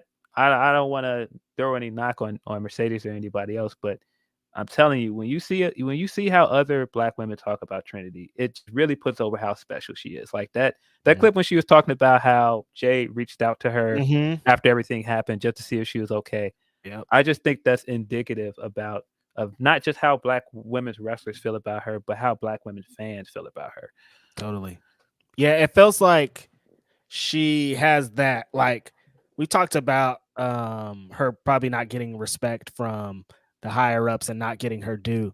But like you're saying, the wrestlers and the fans, just she's earned our respect and they look at her in a different light. And we just really want to see her win. So this is a big win, we feel. And I think that she's going to do some very amazing things. Also interesting that she's an Impact. They could have a deal to do with Forbidden Door 2.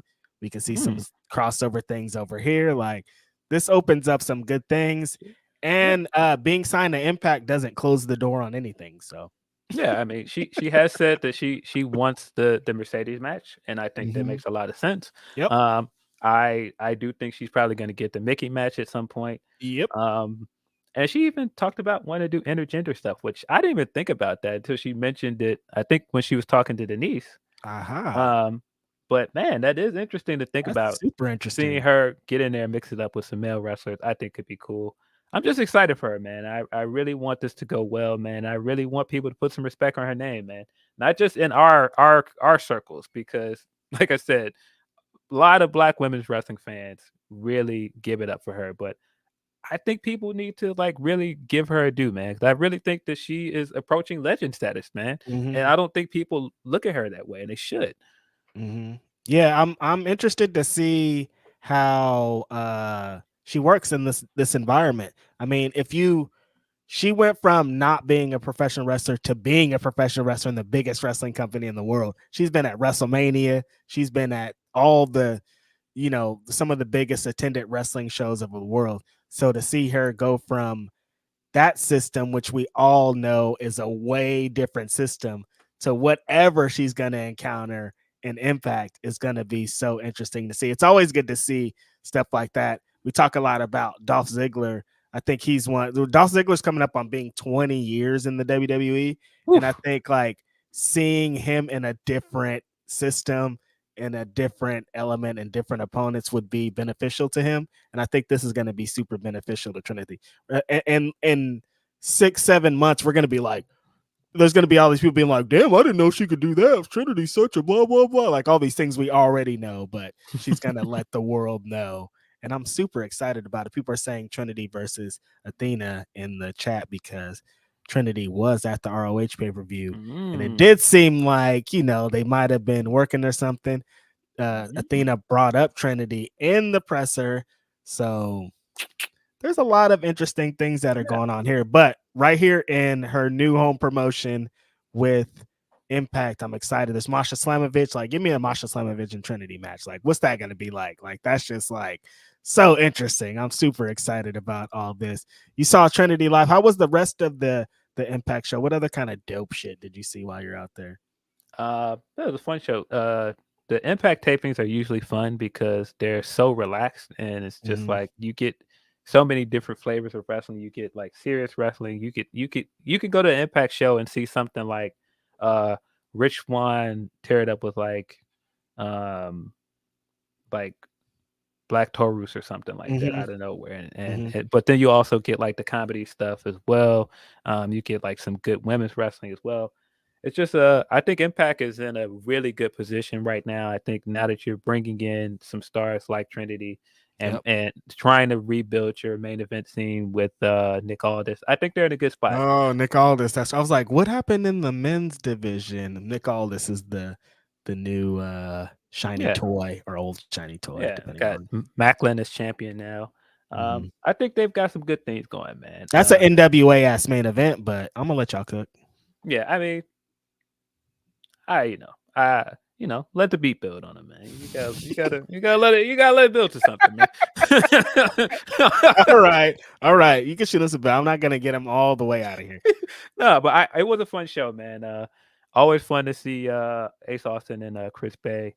Yeah, those dudes are dope. I think they're a great tag team. Like I said, I'm into what they're doing with Kenny King and Aldis right now. Kenny King is hilarious. I think that match is gonna hit. They're building to Under Siege, which is at the end of this month, right? Yeah, sometime in May here. That's one thing that I do like about Impact is they're always building to something. There's never a Impact show that's not like, and in 2 weeks there's this, and then like that's one thing I do appreciate about them, and I think it puts a little bit more importance on how their taping schedule is, because it always seems like it's worth something. It's never, they don't do a lot of just like matches anymore. Like they utilize their time very well, and that's something to respect, because that show's coming up and they're already like full speed ahead into building it.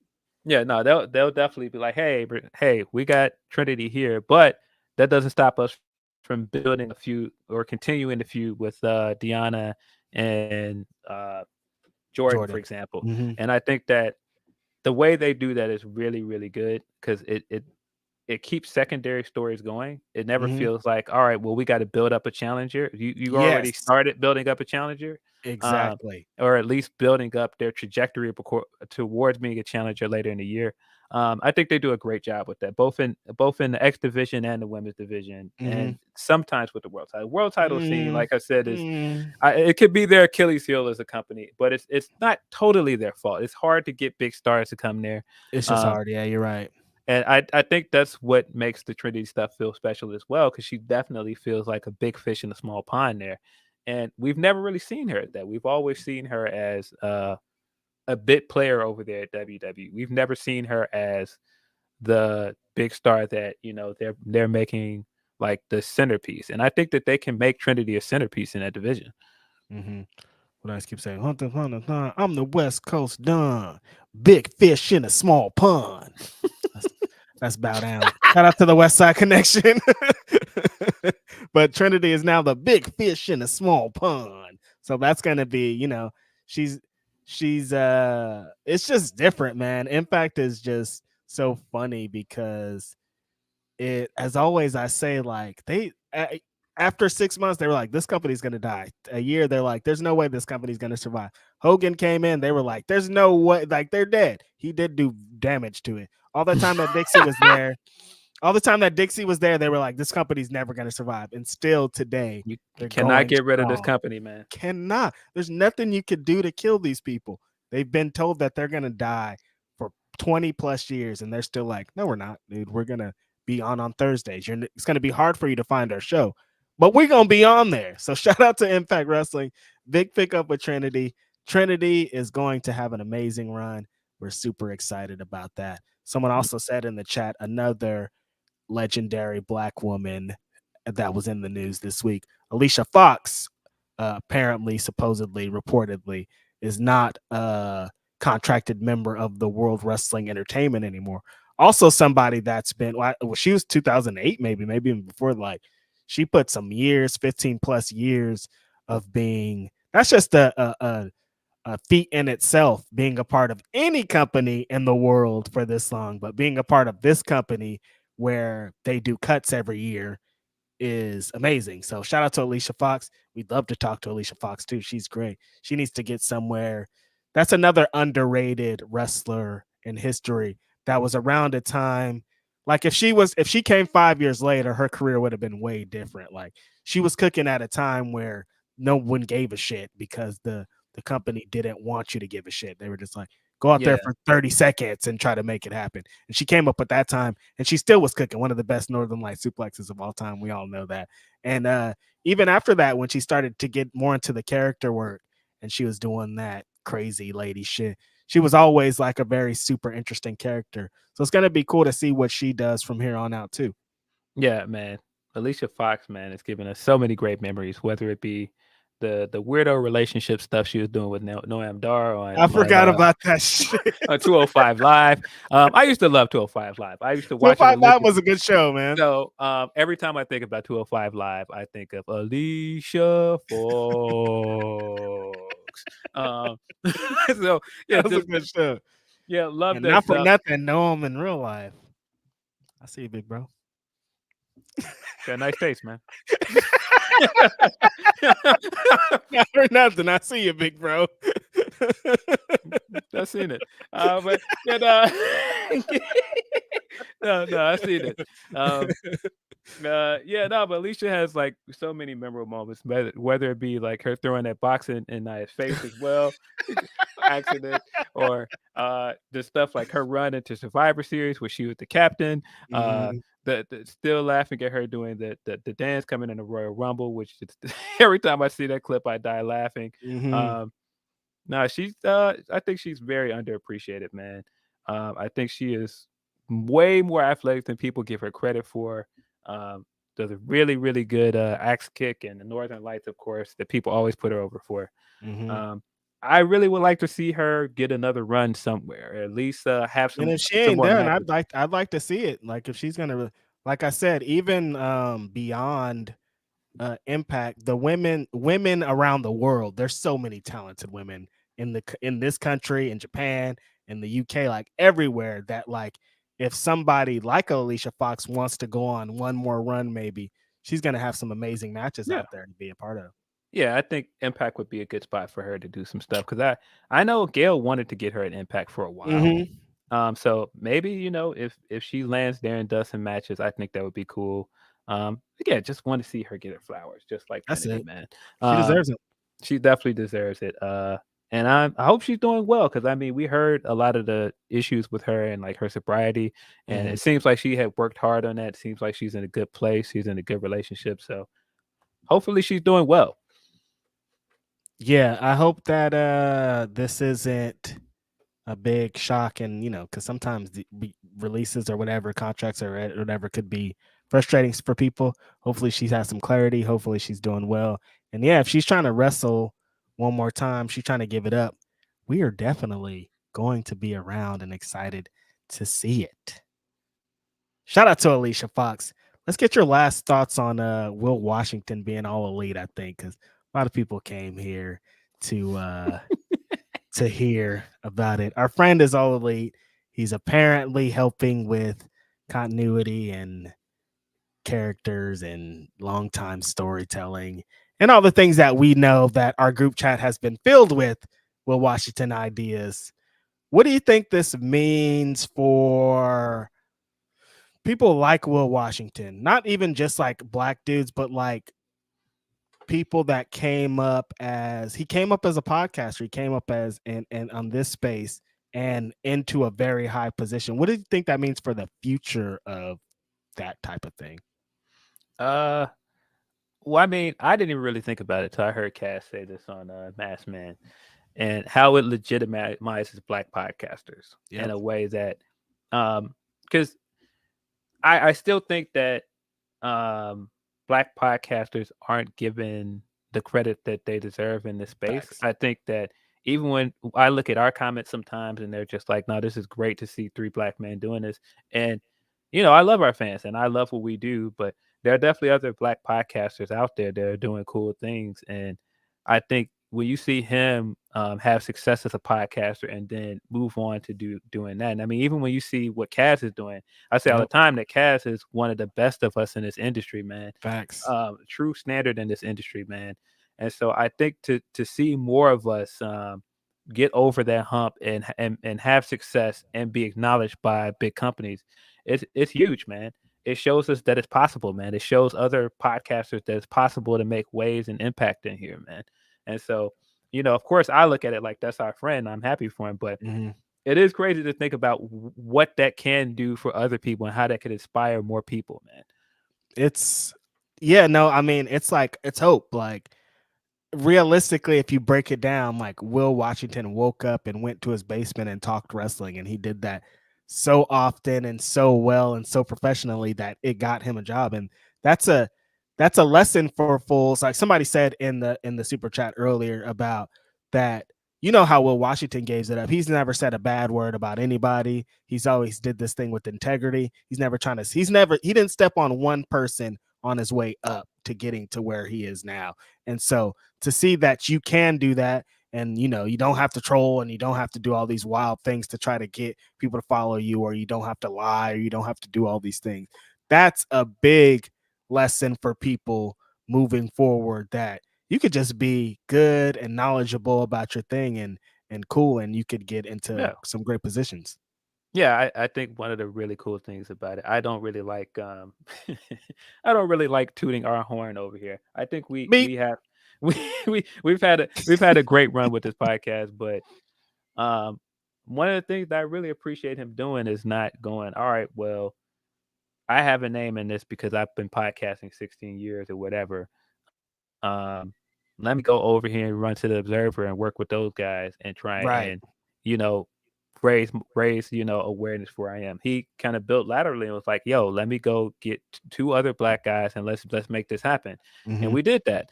And I mean, so to see, proof positive of what we wanted to do with this podcast, not saying that we got together to get him a job, but to if the point of this partially was to raise the three of us stock and to, grow as creators and have success in this thing.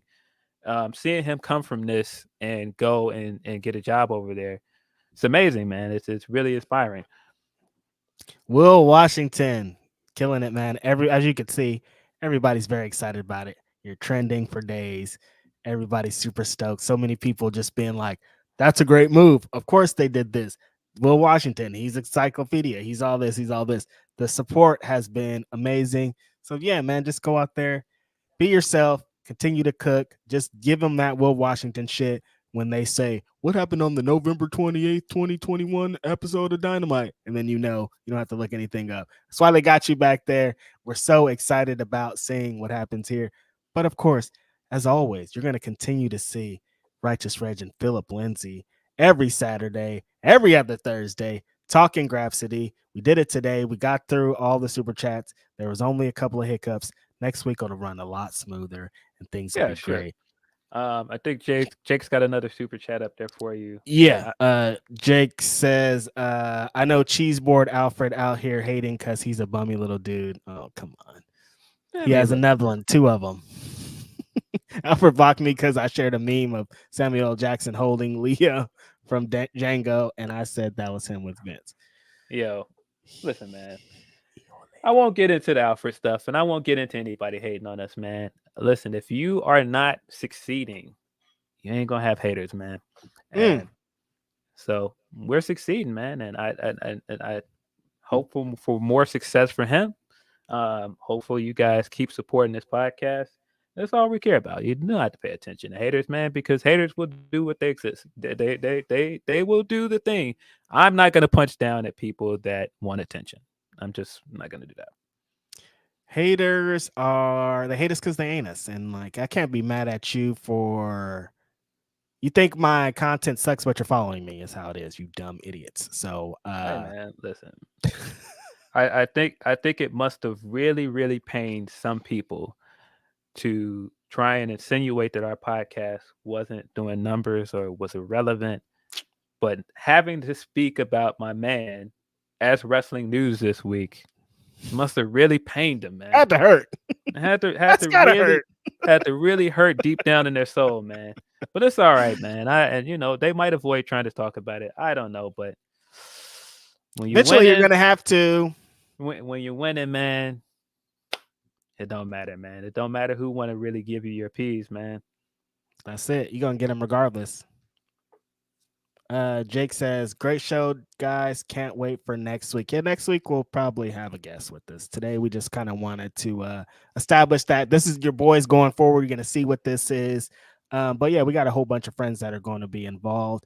It's Saturday. Go out, enjoy your day. Watch this big WWE show. Look at me, man. I'm just like I'm crossed over, telling Yeah, people to man. watch the Check WWE out show. really good weather tonight. It's gonna be a lot of kids going to prom. I am Oh yeah, leaving here in a few hours to send off my niece to her prom. Still wild that Wow. she's 18.